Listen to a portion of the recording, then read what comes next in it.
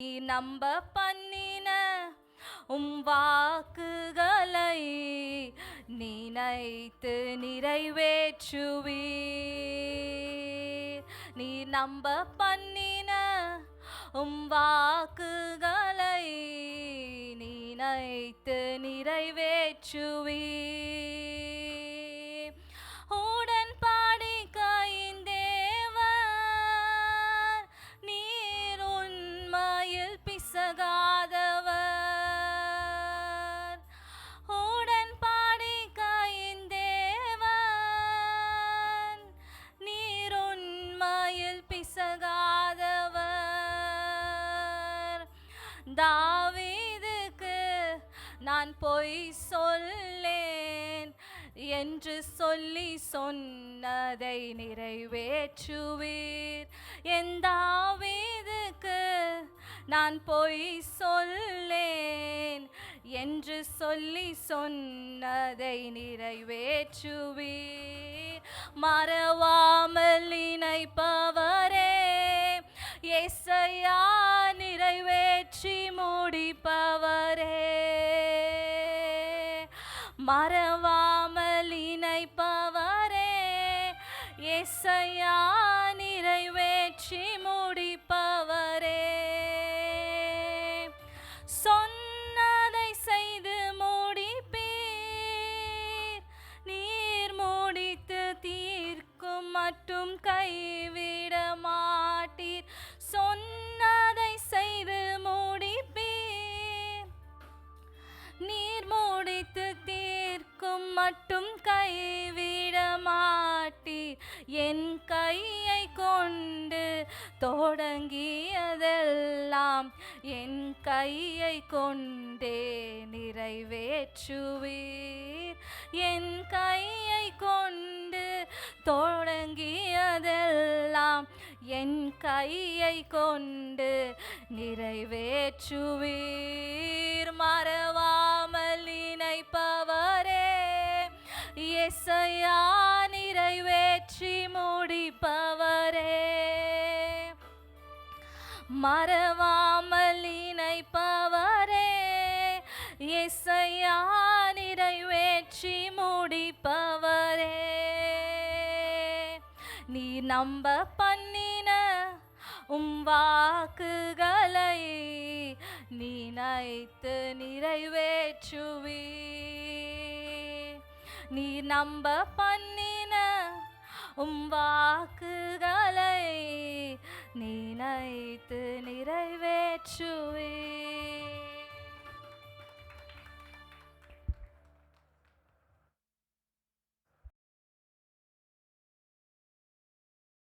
காணிக்கைக்காகவும் இந்த மாதம் பிறந்த நாள் திருமண நாள் காண்கிற பாஸ்டர்மாக்கள் நீங்கள் எழுந்துடுங்க, எழுந்து நில்லுங்க. உங்களுக்காக சிஸ்டர் அல்ஃபோன்ஸ் அம்மா ஜெபிப்பாங்க. இந்த மாதம் பிறந்த நாள் திருமண நாள்.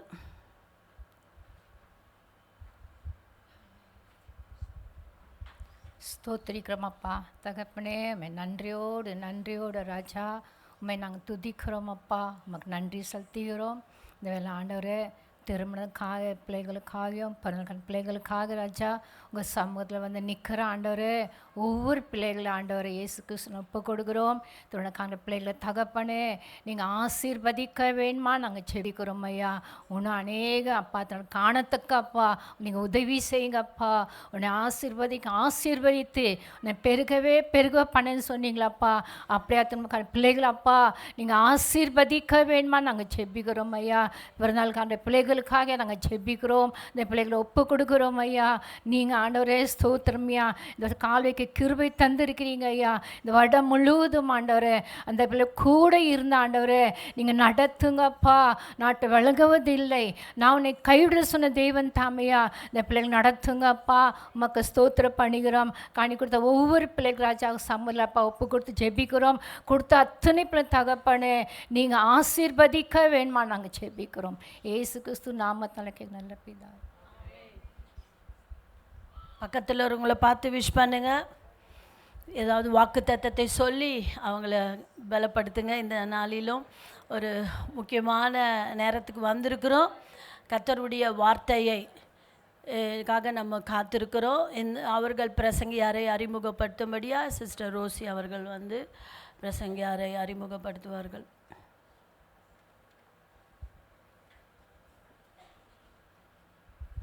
Price the Lord. ஹல்லேலூயா.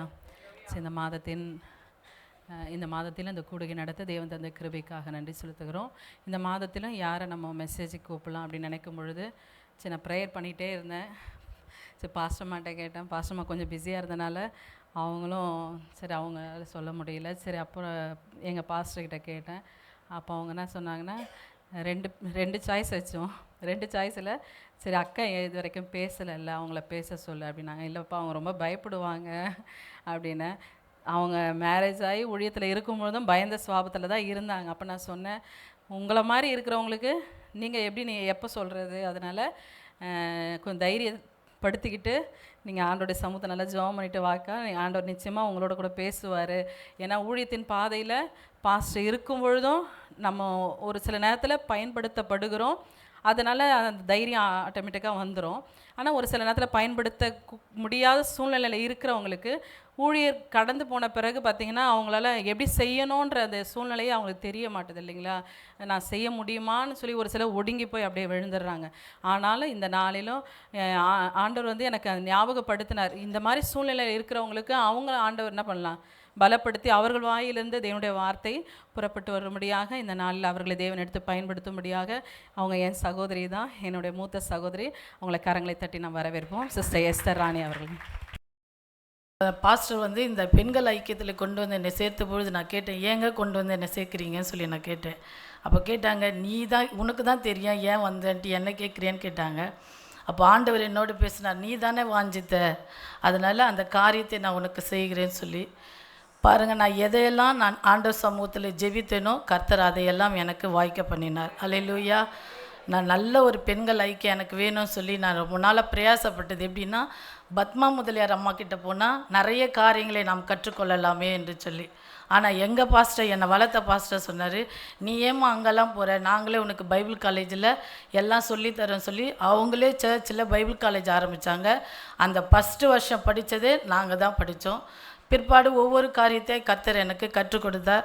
ஆனால் நான் சபையில் இருக்கும் பொழுது நான் ஒரே ஒரு காரியத்தை மாத்திரம்தான் செய்வேன். உபவாச கூட்டம் மட்டும்தான் நடத்துவேன். பாஸ்டர் இங்கே ஜெபம் பண்ண சொன்னால் நான் பண்ண மாட்டேங்க, நீங்கள் இருக்கும் பொழுது நான் ஏன் செய்யணும், அப்படி தான் நான் கேட்பேன் எப்போவுமே. பாருங்கள், அவங்களுக்கு உடம்பு சரியாமல் இருந்த பொழுது அவங்க நாளைக்கு இறக்க போகிறாங்கன்னா முன்னாள் நான் ஒரு வேலை செஞ்சுட்டு இருக்கும் பொழுது ஆண்டவர் என்னோட பேசுகிறார், ஒருவேளை நாளைக்கு இவங்க மறைச்சிட்டாங்கன்னா இந்த ஊழியத்தை யார் செய்வது, இந்த ஊழியத்தை யார் எடுத்து நடத்துவது என்று சொல்லி எனக்குள்ளே ஒரு கேள்வி எழும்பிட்டே இருந்துச்சு. அப்போ நான் என்ன நினச்சேன்னா, பிசாசு தான் இந்த எண்ணத்தை நமக்குள்ளே கொடுத்துட்டு இப்படிப்பட்ட காரியத்தை செஞ்சிட்ருக்கான்னு சொல்லிவிட்டு நான் அந்த தாட்டை கலைச்சி போட்டேன். பேர் தெரியும், பேசுறதுக்கு கொண்டே அந்த கிருபையெல்லாம் இருக்குது, அதெல்லாம் செய்வாங்க, நமக்கு ஒன்றுமே தெரியாது எப்படின்ட்டு. ஆனால் நாட்கள் கடந்து போக போக நான் தேவ சமூகத்தில் தான் போய் அழுவேன். ஆண்டவரே, எனக்கு எதுவுமே தெரியலையே, எனக்கு நீங்கள் கற்றுக் கொடுங்க ஏசப்பா. பார்க்குற பார்வைக்கெல்லாம் நான் எப்படி இருக்கிற ஒன்றும் இல்லாதது போல தான் எங்கள் பசங்களே சொல்லுவாங்க, உனக்கு ஒன்றுமே தெரிய மாட்டேங்குது, யாராவது திட்டினா கூட எதிர்த்து கூட நீ பேச மாட்டேன்றியே அப்படின்னு சொல்லி கேட்பாங்க. நான் சொல்லுவேன், அவங்க பாட்டு திட்டிட்டு போட்டோமா, நமக்கு என்னத்துக்குன்னுவேன். ஏன் அப்படி கேட்பாங்கன்னா, எங்கள் வீட்டு சைடு எதாவது சொன்னாங்கன்னா நான் உடனே அழுதுருவேன். அது எனக்கு சின்னதுலேருந்தே பழக்கம்.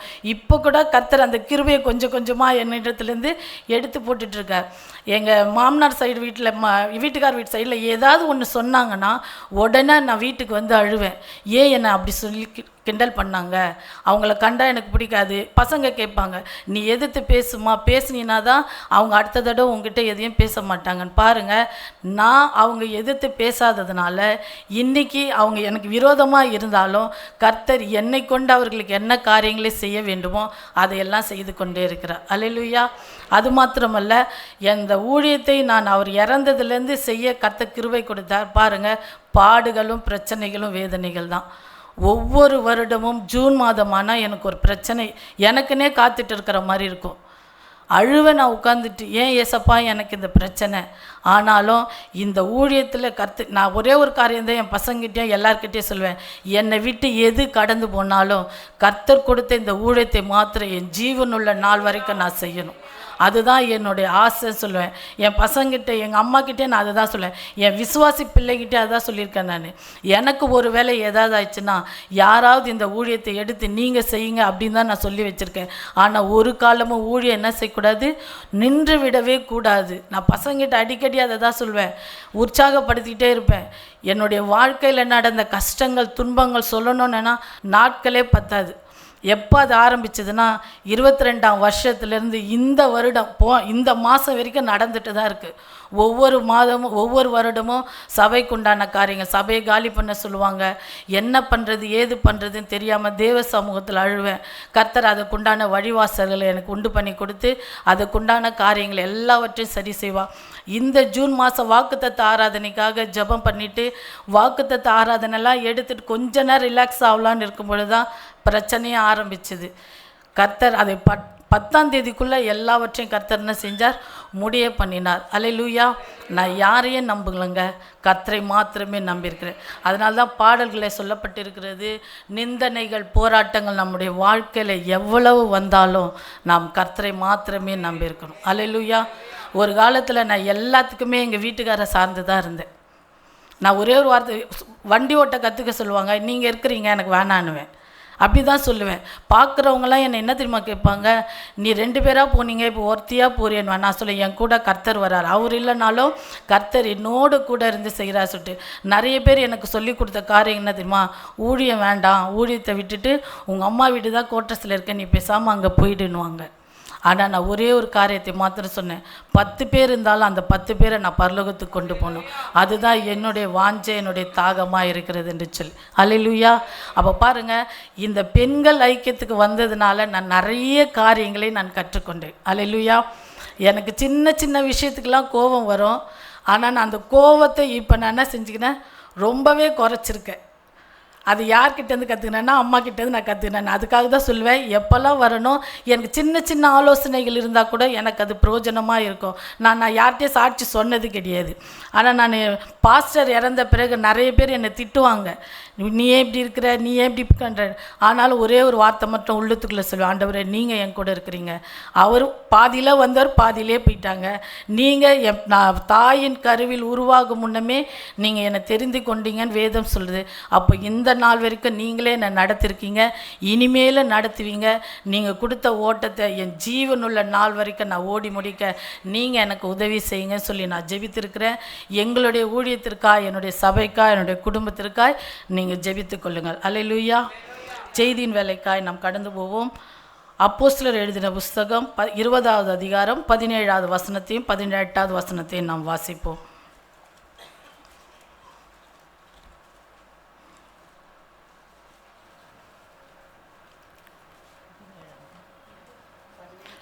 மிலேத்துவிலிருந்து அவன் எபேசுக்கு ஆள் அனுப்பி சபையின் மூப்பரை வரவழைத்தான்.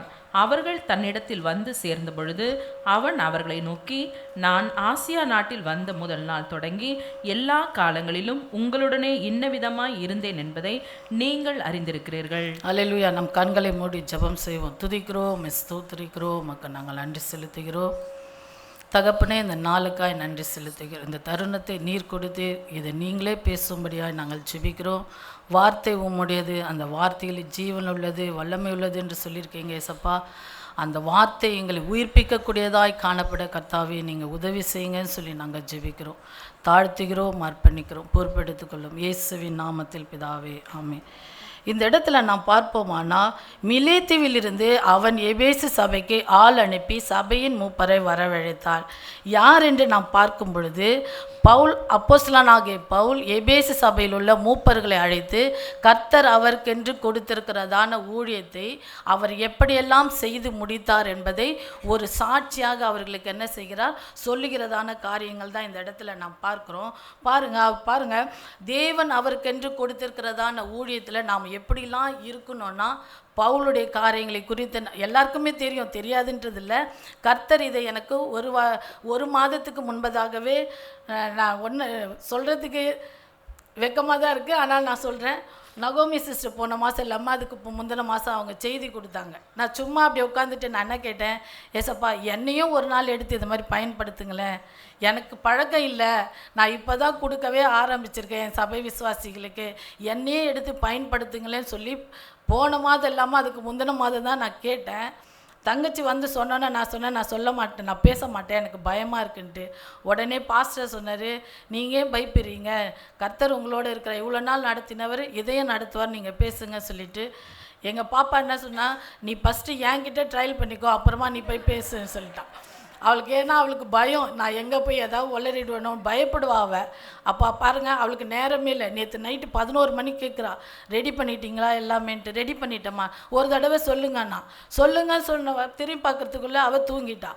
சரி நான் என்ன செஞ்சேன், நான் ஏசப்பா கிட்ட எல்லாத்தையும் நான் அவர்கிட்ட பேசுகிற மாதிரியே பேசிக்கிட்டே இருந்து நான் தூங்குறேன் தான்.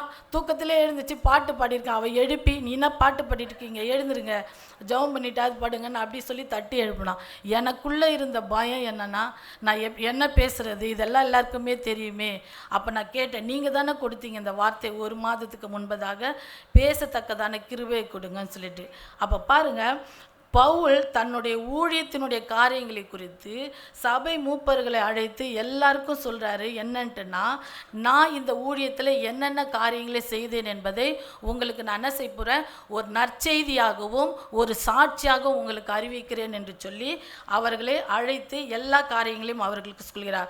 முதலாவது நாம் பார்க்கும் பொழுது 18வது வசனத்தில் பாருங்களேன், அவர்கள் தன்னிடத்தில் வந்து சேர்ந்த பொழுது அவன் அவர்களை நோக்கி, நான் ஆசியா நாட்டில் வந்த முதல் நாள் தொடங்கி எல்லா காலங்களிலும் உங்களுடனே இன்ன விதமாய் இருந்தேன் என்பதை நீங்கள் அறிந்திருக்கிறீர்கள். அப்போ இன்ன விதமாய் என்று சொல்லப்பட்டிருக்கிறது. அந்த இடத்துல இன்ன விதமாய் என்று எல்லாருக்கும் ஒரு கேள்வி இருக்கும் இல்லைங்களா? அப்போ என்ன விதமாய்? 23வது அதிகாரத்தில் அதே அப்போஸ்தலர் நடபடிகள் 23வது அதிகாரம் 1வது வசனத்தை நாம் எடுத்துக்கொள்வோம். பவுல் ஆலோசனை சங்கத்தாரை உற்று பார்த்து, சகோதரரே, இந்நாள் வரைக்கும் எல்லா விஷயங்களிலும் நான் நல் மனசாட்சியோட தேவனுக்கு முன்பாக நடந்து வந்தேன் என்று சொன்னான். அப்ப பாருங்க, இன்ன விதமாய் என்று சொல்லும் பொழுது பவுல் அந்த இடத்துல சொல்றார், நான் நல் மனசாட்சியோடு தேவனுக்கு முன்பாக எப்படி இருந்தேன், நடந்து வந்தேன் என்று சொல்கிறார். அப்போ பாருங்கள், ஒரு மனுஷனுடைய வாழ்க்கையில் நல்மனசாட்சி எப்படி இருக்கணும்னா, அவன் நேர்மையாகவும் நீதியாகவும் இருந்தால்தான் நல்மனசாட்சி அவனுக்குள்ள என்ன செய்யுமா, உண்டாகும். அல்லேலூயா. அப்போ பாருங்கள், நம்முடைய காரியங்களில் நாம் பார்க்கும் பொழுது ஒரு காரியத்தை நாம் சரியாய் செய்வோமானால் நம்முடைய மனசாட்சி மகிழும். அப்படி தானேங்க, ஒரு காரியத்தை நாம் நல்லா செஞ்சுருந்தோன்னா நம்முடைய மனசாட்சி என்ன செய்யுமா, மகிழும். அதே தவறாக செஞ்சிருந்தால் அந்த மனசாட்சி என்ன செய்யுமா, நம்மை குற்றப்படுத்தும். அதுதான் இந்த இடத்துல அவர் அழகாக சொல்கிறாரு, நான் என்ன செஞ்சேன், நான் நல் மனசாட்சியோடு தேவனுக்கு முன்பாக நடந்து வந்தேன். அப்போ நம்முடைய வாழ்க்கையில் நாம் பார்க்கும் பொழுது எப்படி இருக்கிறோம், நல்ல ஒரு சாட்சி உள்ள வாழ்க்கை வாழ்கிறோமா அப்படின்னு நாம் பார்க்கும் பொழுது ஒவ்வொரு காரியங்களிலும் நாம் என்ன செய்யணுமா, சரி செய்து கொள்ள வேண்டியதாக இருக்கிறது. அதே அப்போஸ்தலர் நடபடிகள் 24வது அதிகாரம் 16ஆம் வசனத்தை நாம் எடுத்துக்கொள்வோம். இந்த இடத்துல சொல்லப்பட்டிருக்க பாருங்களேன், இதனால் நான் தேவனுக்கும் மனுஷருக்கு முன்பாக எப்பொழுதும் குற்றமற்ற மனசாட்சியை உடையவனாய் இருக்க பிரயாசப்படுகிறேன். அதாவது அவர் என்ன சொல்றாருன்னா, நான் குற்றமற்ற மனசாட்சி உடையவனாக இருக்க பிரயாசப்படுகிறேன். பிரயாசப்பட்டுக்கிட்டே இருக்கிறேன்னு சொல்ல பிரயாசப்படுகிறேன். ஆனால் அவருடைய காலங்களில் பார்த்தா அவர் நல் மனசாட்சி உடையவராய் காணப்பட்டார் என்று சொல்லப்பட்டிருக்கிறது. அல்லேலூயா. அப்போ பாருங்க, ஒரு வெற்றியுள்ள பரிசுத்த வாழ்க்கை நாம் வாழ வேண்டுமானால் நம்மிடத்தில் என்ன காணப்படணுமா, நல் மனசாட்சி நம்மிடத்துல காணப்பட வேண்டும். நம்மிடத்துல நல் மனசாட்சி கெட்டு போச்சுன்னு நினச்சிக்கோங்க, நம்முடைய ஆவிக்குரிய ஜீவியம் டோட்டலாக என்ன செஞ்சிடும், கெட்டு போயிடும். அல்லேலூயா. நம்முடைய ஜப வாழ்க்கை, அது மாத்திரமல்ல ஒரு விசுவாசம் உள்ள வாழ்க்கை எல்லாமே என்ன செஞ்சிடும், கெட்டு போயிடும். அப்போது அழகாக சொல்கிறார் பவுல், அப்போஸ்தலன் ஆகிய பவுல் சொல்கிறாரு, ஒரு மனுஷனுக்கு முதலாவது இருக்க வேண்டியது என்னென்னா, நல் மனசாட்சி உள்ள ஒரு ஊழியம் செய்கிறவர்களாய் நாம் காணப்பட வேண்டும் என்று சொல்லி. அல்லேலூயா. அல்லேலூயா. அப்போ பாருங்கள், நீங்களும் நானும் மற்றவர்களுக்கு ஒரு சாட்சி உள்ள ஜீவிக்கிறவர்களாக இருக்கிறோமா? கொஞ்ச நேரம் யோசிச்சு பாருங்களேன். நான் என்னை நானே யோசிப்பேன். என் அக்கம் பக்கத்தில் இருக்கிறவங்களாம் எனக்கு புறம்பாக எழும்பினாலும் நான் அவங்கக்கிட்ட போய் ஏன் எனக்கு விரோதமாக எழும்புறீங்கன்ட்டு ஒரு நாளும் நான் கேட்கவே மாட்டேன். அவங்களுடைய சுவாபம் அது, என்னுடைய சுவாபம் இது. அதுதான் நான் கற்றுக்கொண்டேன். இப்போ நாளடைவில் நான் எல்லாவற்றையும் என்ன செய்கிறேன், கற்றுக்கொண்டே வருகிறேன். அதனால தான் நான் என்ன செஞ்சேன், இந்த வசனத்தை எடுக்கும் பொழுது ஃபஸ்ட்டு எனக்கு, ஆண்டவரே நான் எப்படி இருக்கிறேன், நான் ஒரு சாட்சியுள்ள ஜீவிக்கிறேன்னா. அன்றைக்கி எங்கள் சர்ச்சுக்கு ஒரு பாஸ்டர் வந்தார். அவங்க சொன்னாங்க, அம்மா உங்களுடைய விலாசத்தை கண்டுபிடிக்கவே எனக்கு ரொம்ப கஷ்டமாக இருக்குது. ஆனால் நான் கேட்டதுக்கு அவங்க சொல்கிறாங்க, அங்கே ஒரு பாஸ்டர் அம்மா நடத்துகிறாங்க, அங்கே போங்க, அவங்க தான் அப்படின்னு சொல்லி அனுப்புகிறாங்கன்னு சொல்லிட்டு. அப்போ பாருங்கள், நான் வழியில் யாரை பார்த்தாலும் சிரிச்சிடுவேன், பேசிடுவேன். அவங்க எனக்கு எவ்வளோ தான் கஷ்டம் கொடுத்துருந்தாலும் நான் சிரிப்பேன். சிரிச்சுட்டு நல்லா இருக்கீங்களா கேட்டுட்டு நான் போயிட்டே இருப்பேன். அவங்கக்கிட்ட அவங்க ஒரே ஒரு வார்த்தை சொல்லுவாங்க. 2 நாள் கழித்து என்னை வந்து பார்த்து சொல்லுவாங்க, நான் எவ்வளோ கோபமாக இருந்தேன், ஆனாலும் நீங்கள் என்கிட்ட வந்து என்ன செஞ்சீங்க, பேசிட்டீங்களேன்னு. ஒன்றும் இல்லை, இந்த மாதத்தில் எனக்கு நடந்த பிரச்சனையில் எங்கள் நாத்தனாருடைய வீட்டுக்கார் என்னை திட்டலை, அவங்க சபையை நடத்தக்கூடாதுன்னு சொல்லிட்டாங்க. நான் ஒரே ஒரு வார்த்தை மாத்திரம் சொன்னேன், சபையை நீங்கள் நடத்தக்கூடாது சொல்கிறதுக்கு உங்களுக்கு அதிகாரம் கிடையாதுன்னு சொல்லி நான் அனுப்பிச்சிட்டேன். ஆனால் நான் சொன்னது வந்து எப்பவும் போல தான் சொன்னேன். அவங்களுக்கு என்னென்னா நான் ரூடாக பேசிட்டேன், ஒரு மாதிரி பேசிட்டு போயிட்டாங்க. அம்மா சொன்னாங்க, நீங்கள் அவங்கக்கிட்ட போய் மன்னிப்பு கேளுன்னு. நான் டைரெக்டாக ஏசப்பா கிட்டே போனேன். ஏசப்பா நான் பேசுனது தப்பாக இருந்தால் அவரை கொண்டு வாங்க, நான் சாட்சி மன்னிப்பு கேட்குறேன். பாருங்கள், வந்தது யாருன்னா அவங்களே தான் என்னை தேடி வந்தாங்க. எங்கள் நாத்தனார் என்னை தேடி வந்து எனக்கு ஒரு ஃபோன் நம்பர் வேணும், எனக்கு அந்த ஃபோன் நம்பரை மட்டும் கொடுங்கன்னு சொல்லி கேட்டாங்க. அப்போ நான் ஏசப்பாட்ட கேட்டேன், நான் செஞ்ச தப்பாக இருந்தால் நான் அவரை தான் அனுப்புங்கன்னு சொன்னேன், நீங்கள் அவங்க ஒய்ஃப் அனுப்பி வச்சுருக்கீங்க, அப்போ நான் உங்ககிட்டே நான் மன்னிப்பு கேட்டேன்னு சொல்லி ஃபஸ்ட்டு பேசினோடனே அவங்கக்கிட்ட மன்னிப்பு கேட்டேன் ஏசப்பா கிட்ட. ஏன்னா எனக்கு சபை முக்கியமாக காணப்பட்டது. அதனால் என்னுடைய ஜீவியத்தில் நான் எப்படி இருக்கணும்னு நான் ஆசைப்படுறேன்னா, நல்மன சாட்சியோடு நான் காணப்படணுன்ட்டு. அல்லேலூயா. என்னை பார்த்து நிறைய பேர் எங்கள் விசுவாசிகளே கேட்பாங்களே, ஆண்டி நீங்கள் எல்லா காரியத்துக்கும் அமைதியாகவே இருக்கிறீங்களே, ஏன் தான் இப்படி இருக்கிறீங்கன்னே தெரிய மாட்டுது, இதே அங்கிளாக இருந்தால் எடுத்தோம் கவுத்தோன்னு போயிட்டே இருப்பாங்கன்ட்டு. ஆமாம், அவருடைய டைப்பே வேறு, என்னுடைய டைப் வேறு. நான் பொறுமையாகவே இருந்துக்கிறேன்னு சொல்லி நான் சொல்லிகிட்டே இருப்பேன். அப்போ பாருங்கள், பவுல் இந்த நாளில் உங்களுக்கும் எனக்கும் சொல்லுகிற ஒரே ஒரு காரியம், இன்ன விதமாக சாட்சி பெற்றேன்னா நல்மன சாட்சி உள்ளவர்களாய் நாம் காணப்பட வேண்டும். அல்லேலூயா, அல்லேலூயா. அடுத்ததாய் நாம் பார்ப்போம், அப்போஸ்தலர் எழுதின புத்தகம் 20வது அதிகாரம் 19வது வசனத்தை நாம் வாசிப்போம். வெகு மனத்தாழ்மையோடும் மிகுந்த கண்ணீரோடும் யூதருடைய தீமையான யோசனைகளால் எனக்கு நேரிட்ட சோதனைகளோடும் நான் கர்த்தரை சேவித்தேன். எப்படி இருந்தாரா பவுல்? வெகு மன தாழ்மையோடு இருந்தேன் என்று சொல்றார். அப்ப பாருங்க, ஒரு வெகு மன தாழ்மைனா நம்மிடத்துல பெருமையே என்ன செய்யக்கூடாதான், காணப்படக்கூடாது என்று வேதம் சொல்லுகிறது. அப்படி தானே? ஒன்றும் இல்லை, நம்ம எதுலையாவது கொஞ்சம் நல்ல வசதி வாய்ப்புகள்லாம் வந்துட்டு நினச்சிக்கோங்களேன், நம்முடைய உடை, பாவனை, பேச்சு எல்லாமே ஒரு மாற்றம் காணப்படும். அதுவும் முதல்ல பெண்களாகிய நமக்கு கண்டிப்பாக இருக்கும். இருக்குமா இருக்காதா?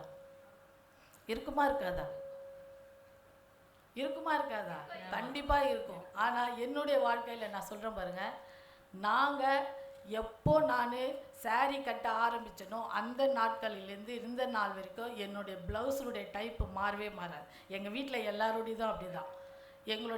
எங்கள் தங்கச்சி தான் தைச்சி தருவாங்க. ஒரு நாள் கூட நாங்கள் இந்த மாதிரி மாடலத்தை நாங்கள் சொன்னதே கிடையாது. நாங்கள் பழைய கால, அதாவது ரட்சிக்கப்படுவதற்கு முன்பதாக எப்படி இருந்தோமோ அப்படியே இந்நாள் வரைக்கும் இருக்கும். அல்லேலூயா. அதுதாங்க நம்மளுடைய தாழ்மைக்கு அடையாளமே.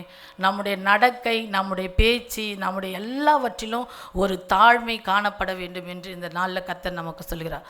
பாருங்கள், நமக்கு எவ்வளோதான் வசதி வாய்ப்புகள் வந்தாலும் இதை எல்லாவற்றையும் யார் கொடுத்தது?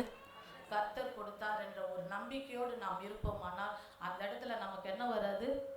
பெருமை வரவே வராது. இது நான் சம்பாதிச்சேன், இது எனக்குரியதுன்னா நமக்குள்ள என்ன செஞ்சிடும்? நான் என்று சொல்லும் பொழுதே நமக்குள்ள என்ன வந்துடுதான்? பெருமை வந்துடுது. அதனால தான் நான் சொல்லுவேன், யாரை பார்த்தாலும் நான் என்கிற காரியத்தை சொல்லாதீங்க. இதை நான் செஞ்சேன், இதை நான் வாங்கினேன், இதை நான் கட்டினேன்னு சொல்றதை காட்டிலும் கர்த்தர் எனக்கு செஞ்சு கொடுத்தார் சொல்லுங்க. அவருடைய நாம் என்ன செய்யும்? மகிமைப்படும். அவர் உங்களுடைய தாழ்மையை பார்த்து அவர் என்ன செய்வார்?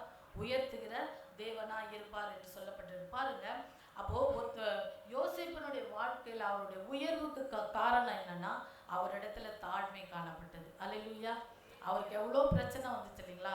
அந்த பிரச்சனை மத்தியிலெல்லாம் அவர் எங்கேயும் போய் யார்கிட்டே போய் என்ன செய்யல? சண்டை போடவே இல்லை. அவங்க சகோதரிகிட்ட போய் சண்டை போடல, அங்கே அம்மா அப்பா கிட்ட போய் சண்டை போடலை, சிறைசாலையில் இருக்கும் பொழுது அந்த அதிகாரிகிட்ட போய் சண்டை போடல, யார்கிட்டையும் அவர் சண்டை போடல. எல்லாவற்றுக்கும் அவர் எப்படி இருந்தார்? பொறுமையாக இருந்தார். காரணம் என்ன தெரியுமா? கர்த்தர் ஒரு நாள் உயர்த்துவார் என்று சொல்லி எல்லாவற்றையும் அவர் என்ன செஞ்சார்? பொறுமையாக ஏற்றுக்கொண்டே இருந்தார். அல்லேலூயா. ஒரு நாள் உயர்வு வந்தது. அந்த உயர்வு தான் எங்கேயோ கொண்டு போய் விட்டது. அல்லேலூயா. அப்போ பாருங்க, நீதிமொழிகள் புஸ்தகம் 15:33 சொல்லப்பட்டது, மேன்மைக்கு முன்னானது தாழ்மை. தாழ்மை. அதே 18:12 சொல்லப்பட்டது, மேன்மைக்கு முன்னானது தாழ்மை சொல்லப்படுது. அப்போ பாருங்க, நம்முடைய வாழ்க்கையில் என்ன காணப்படணுமா? நாம் வெகு மன தாழ்மை உள்ளவர்களாய் நாம் காணப்பட வேண்டும். அல்லேலூயா. அடுத்தது அதே இடத்துல சொல்லப்பட்டிருக்கு பாருங்க, மிகுந்த கண்ணீரோடும் என்று சொல்லி. மிகுந்த கண்ணீரோடும் என்று சொன்னா நமக்காகவே நாம் என்ன செஞ்சுக்கிறோம் சொல்லுங்க? நமக்காகவே நாம் கண்ணீர் விட்டு அழுகிறோம், அப்படிதானே? மற்றவர்களுடைய பாரத்தை நாம் என்னைக்காவது நினைச்சு கண்ணீர் விட்டு அழுதுருக்கிறோமா? இல்லை. நாம் இனி வருகிற நாட்டில் நான் என்ன தெரியுமா சொல்வேன்? எனக்கு ஒரு கஷ்டம் வந்துச்சுன்னா இது விசுவாசிக்கிட்ட சொல்லுவேன், இது உங்கள் கஷ்டம் போல நினச்சி எனக்காக ஜெபம் பண்ணுங்கன்ட்டு. அவங்களுக்கு ஒரு பிரச்சனைனா என்கிட்ட சொன்னாங்கன்னா நான் அப்படி தான் சொல்லி ஜெபம் பண்ணுவேன். ஏசுப்பா, இது என் குடும்பத்தில் நடந்திருந்தா, இது என்னுடைய வாழ்க்கையில் நடந்திருந்தா, என் பிள்ளைகளுடைய வாழ்க்கையில் நடந்திருந்தா, அதை நினச்சி அந்த பாரத்தோடு நான் ஜெபம் பண்ணுறேன்னு சொல்லி நான் அந்த ஆத்தும பாரத்தோடு தான் நான் ஜெபம் பண்ணுவேன். பாருங்கள், போன மாதத்தில் எங்கள் சபையில் இருக்கிற பிள்ளைங்களுக்கு ஒரு ஸ்கூலில் ஃபார்மே கிடைக்கல, இடம் கிடைக்கல. ஒரு சகோதரிகிட்ட சொல்லியிருந்தேன், அவங்க எல்லாம் ரெடி பண்ணி தரேன்னு சொன்னாங்க. 2ஆம் தேதி எனக்கு ஃபோன் பண்ணுறாங்க, ஆண்டி கண்டிப்பாக நீங்கள் வாங்கி கொடுத்துருவீங்களா?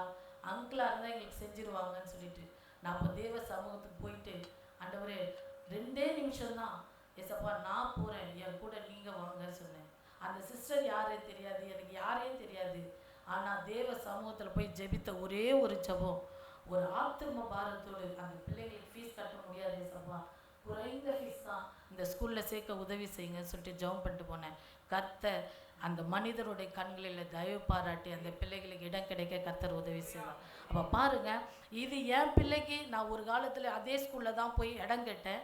ஒருத்தர் மூலியமாக கிடைக்குதுன்னு சொன்னாங்க. எல்லா காரியங்களையும் நாங்கள் சரி செய்து அந்த ஸ்கூலில் பிள்ளைகளை சேர்த்தோம். அன்றைக்கி எனக்கு உதவி செஞ்சிங்களே, இன்றைக்கும் நான் உங்களுடைய சமூகத்தில் வந்திருக்கிறேன்.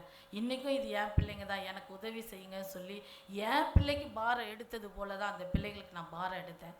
கர்த்தர் அந்த பிள்ளைகளுக்கு அந்த ஸ்கூலில் இடம் கிடைக்கும்படியாக கர்த்தர் உதவி செய்தார். அப்போ பாருங்கள், மிகுந்த கண்ணீரோடு என்று சொல்லும் பொழுது தேவ சமூகத்தில் போய் உட்கார்ந்து யாராவது ஒருவர் எனக்காக ஜெபம் பண்ணுங்கன்னு சொன்னாங்கன்னா நீங்கள் எப்படி தெரியுமா ஜெபம் பண்ணோம்? ஆண்டவரே, இந்த கவலையும் இந்த பாரமும் என்னுடையது. அவங்களுடைய சர்ச்சில் நடக்கிற பிரச்சனை என் பிரச்சனை, என் சபையில் நடக்கிற பிரச்சனை எனக்கு வந்த பிரச்சனை அப்படின்னு சொல்லி நாம் நினைத்து நாம் ஜெபம் பண்ணுவோமானால் கர்த்தர் நம்முடைய பிரச்சனையை கர்த்தர் எடுத்து போடுவார், அவர்களுடைய பிரச்சனையும் கர்த்தர் எடுத்து போடுவார். அல்லேலூயா, அல்லேலூயா. அப்போ பாருங்கள், ஒரு ஆத்தும பாரம் உள்ளவர்களாய் ஆத்தும பாரத்தோடு நாம் கண்ணீரோடு நாம் ஜெபம் பண்ணுவோமானால் நம்முடைய ஜெபங்களுக்கு கர்த்தர் பதிலளிக்கிறவராக இருக்கிறார். அல்லேலூயா. அதனால தான் இந்த இடத்துல சொல்லப்பட்டிருக்கிறது, வெகு மன தாழ்மையோடு மிகுந்த கண்ணீரோடும் என்று சொல்லி. அல்லேலூயா. பவுல் சொன்னது போலவே, பவுல் தன்னுடைய ஊழியத்தில் செய்தது போலவே நாமும் நம்முடைய ஊழியத்தில் வெகு மன தாழ்மை உள்ளவர்களா மிகுந்த கண்ணீரோடு ஜெபிப்போமானா நம்முடைய ஊழியத்தில் ஒரு வெற்றியை நாம் காண முடியும். அல்லேலூயா, அல்லேலூயா. அப்போ பாருங்கள், உங்களிடத்திலும் என்னிடத்திலும் ஒரு ஆத்தும பாரம் காணப்பட வேண்டும் என்று பவுல் நமக்கு எச்சரிக்கிறார். அடுத்ததாக நாம் பார்ப்போம், அதே 20வது அதிகாரம் 20வது வசனத்தை நாம் வாசிப்போம். பிரயோஜனமானவைகளில் ஒன்றையும் நான் உங்களுக்கு மறைத்து வைக்காமல் வெளியரங்கமாக வீடுகள் தோறும் உங்களுக்கு பிரசங்கித்து உபதேசம் பண்ணி. அல்லேலூயா. இந்த இடத்துல பாருங்க, பிரயோஜனமானவைகளில் ஒன்றையும் நான் உங்களுக்கு மறைத்து வைக்காமல் என்று சொல்லப்பட்டிருக்கிறது.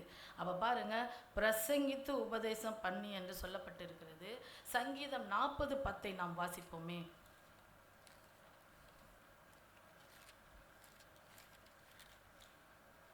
உம்முடைய நீதியை நான் என் இருதயத்திற்குள் மறைத்து வைக்கவில்லை. சங்கீதம் 40:10.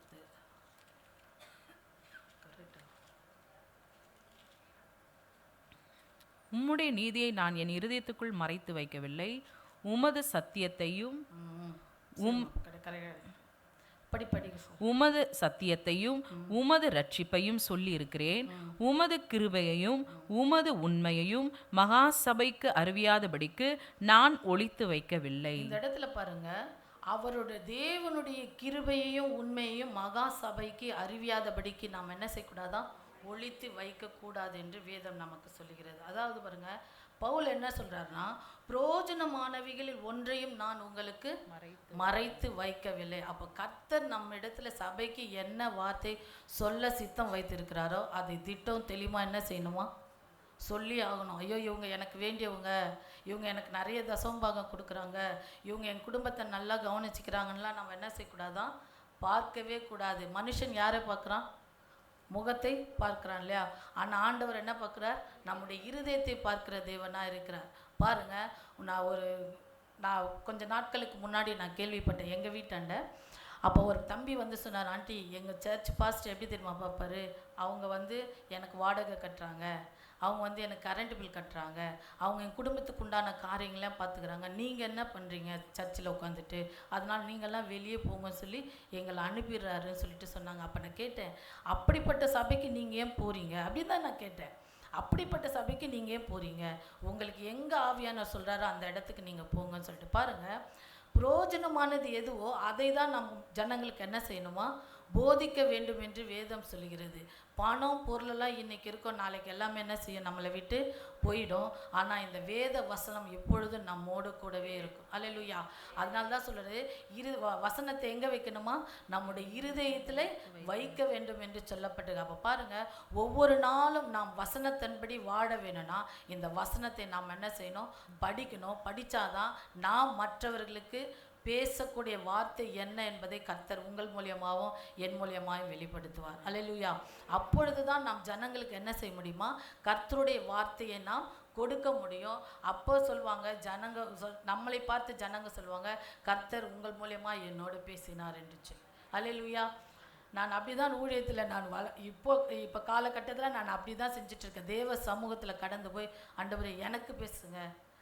அம்மா ஒரு நாள் செய்தியில் சொன்னாங்க, நான் எனக்கு பேசுங்கன்னு சொல்லி நான் சொல்லும் பொழுது கர்த்தர் எனக்குன்னு பேசுவார் என்று சொல்லி அதை நான் பிடிச்சிக்கிட்டு ஒவ்வொரு நாளும் தேவ சமூகத்தில் போய், ஆண்டவரே எனக்கு பேசுங்க சப்பா, எனக்குன்னு நீங்கள் பேசுங்க, எனக்கு பேசி என்னை சரிப்படுத்திட்டு அப்புறமா என்னை கொண்டு போய் நிறுத்துங்கன்னு சொல்லி நான் கேட்பேன். ஜனங்க சில சமயம் சொல்லுவாங்க, ஒரு சில நேரங்களில் நான் காலையில் கொடுக்குற செய்தி சாயங்காலத்தில் யாராவது வந்து கொடுக்குற செய்தியும் ஒரே போல் இருந்துச்சுன்னா ஜனங்க வந்து சொல்லுவாங்க, ஆண்டி காலையில் நீங்கள் பேசுனதும் இப்போ இந்த பாஸ்டர் மூலயமா பேசுனதும் ஆவியானவர் ஒருவராக இருந்து செயல்படுகிறார் என்று சொல்லி அந்த இடத்துல உடனே நான் கர்த்தரை நான் மகிமைப்படுத்துவேன். நான் ஒவ்வொரு வாரமும் செய்தி கொடுத்துட்டு எங்கள் அம்மாட்ட தான் வந்து கேட்பேன், அம்மா இந்த நாள் செய்தி எப்படி இருந்துச்சு? நல்லா இருந்துச்சா? நல்லா பேசினேன்னா? உங்கள் கர்த்தர் பேசினாரா? எங்கள் பிள்ளைங்களே சொல்லுவாங்க சில சமயத்தில், ஏசப்பா என் கூட பேசினார் சொல்லிட்டு. எங்கள் விசுவாசிங்க வந்து சொல்லுவாங்க, கர்த்தர் என் கூட பேசு. ஏன்னா எனக்குள்ள ஒரு பயம், நான் கரெக்டாக சொல்கிறேன்னா, நான் கர்த்தர் சொன்னதை தான் நான் சொல்கிறேன்னா, எதையாவது நான் எக்ஸ்ட்ரா எதாவது சொல்லிட்டேன்னா, நான் ஒரு தடவைக்கு பல தடவை கேட்பேன். கர்த்தர் எனக்கு வார்த்தை கொடுத்துட்டாருன்னா உட்காந்து கேட்டுக்கிட்டே இருப்பேன். இதை நீங்கள் எது வரைக்கும் தெரியுமா கேட்பேன்? பிரசங்க பீடத்துக்கு போகிற வரைக்கும் நான் கேட்பேன். இது நீங்கள் கொடுத்த வார்த்தையா, நீங்கள் கொடுத்த வார்த்தையா, அப்படியே கேட்டுக்கிட்டே தான் நான் நிற்பேனே நான். அப்போ பாருங்கள், நம்முடைய நாவுகளிலிருந்து பிரயோஜனமுள்ளதான வார்த்தைகளை மாத்திரமே நாம் என்ன செய்யணுமா? பேச வேண்டும் என்று சொல்லப்பட்டிருக்கிறது. பாருங்கள், 1 ராஜாக்களின் புஸ்தகம் 22ஆம் அதிகாரம் 14ஆம் வசனத்தில் சொல்லப்பட்டிருக்கிறது. மிகையா சொல்கிறாரு, கர்த்தர் என்னிடத்தில் சொன்னதையே சொல்லுவேன் என்று சொல்லி. அப்போது கர்த்தர் நம்ம இடத்துல என்ன சொல்லுகிறாரோ அந்த காரியத்தை மாத்திரமே நாம் சபைக்கு என்ன செய்யணுமா? சொல்ல வேண்டியவர்களாக நாம் இருக்கிறோம். அல்லேலூயா. ஒரு வார்த்தையை கூட்டவும் கூடாது, குறைக்கவும் கூடாது. இதை செய்யுங்க அப்படின்னா இதை செஞ்சு தான், இதை நீங்கள் அப்படியே சொல்லுங்கள். கர்த்தர் அவருடைய வாழ்க்கை அவர்களை கொண்டு கர்த்தர் என்ன செய்வார்? செய்கிறவராக இருக்கிறார். அல்லேலூயா. அல்லேலூயா. கலாத்தியர் அப்படி பாருங்கள், கலாத்தியர் 1ஆம் அதிகாரம் 9ஆம் வசனத்தில் சொல்லப்பட்டிருக்கிறது, நாம் கர்த்தர் சொன்ன வார்த்தையை சொல்லாமல் போனால் நாம் எப்படிப்பட்டு இருப்போமா? சபிக்கப்பட்டவர்களாய் காணப்படுவோம் என்று சொல்லப்பட்டிருக்கிறது. அப்போ நீங்களும் நானும் கர்த்தர் என்ன சொல்ல இருக்கிறாரோ நம்முடைய சபைக்கு, நம்முடைய ஜனங்களுக்கு என்ன காரியங்களே சொல்ல இருக்கிறாரோ அந்த காரியத்தை மாத்திரமே நாம் சொல்லுகிறவர்களாக நாம் என்ன செய்யணும்? காணப்பட வேண்டும்.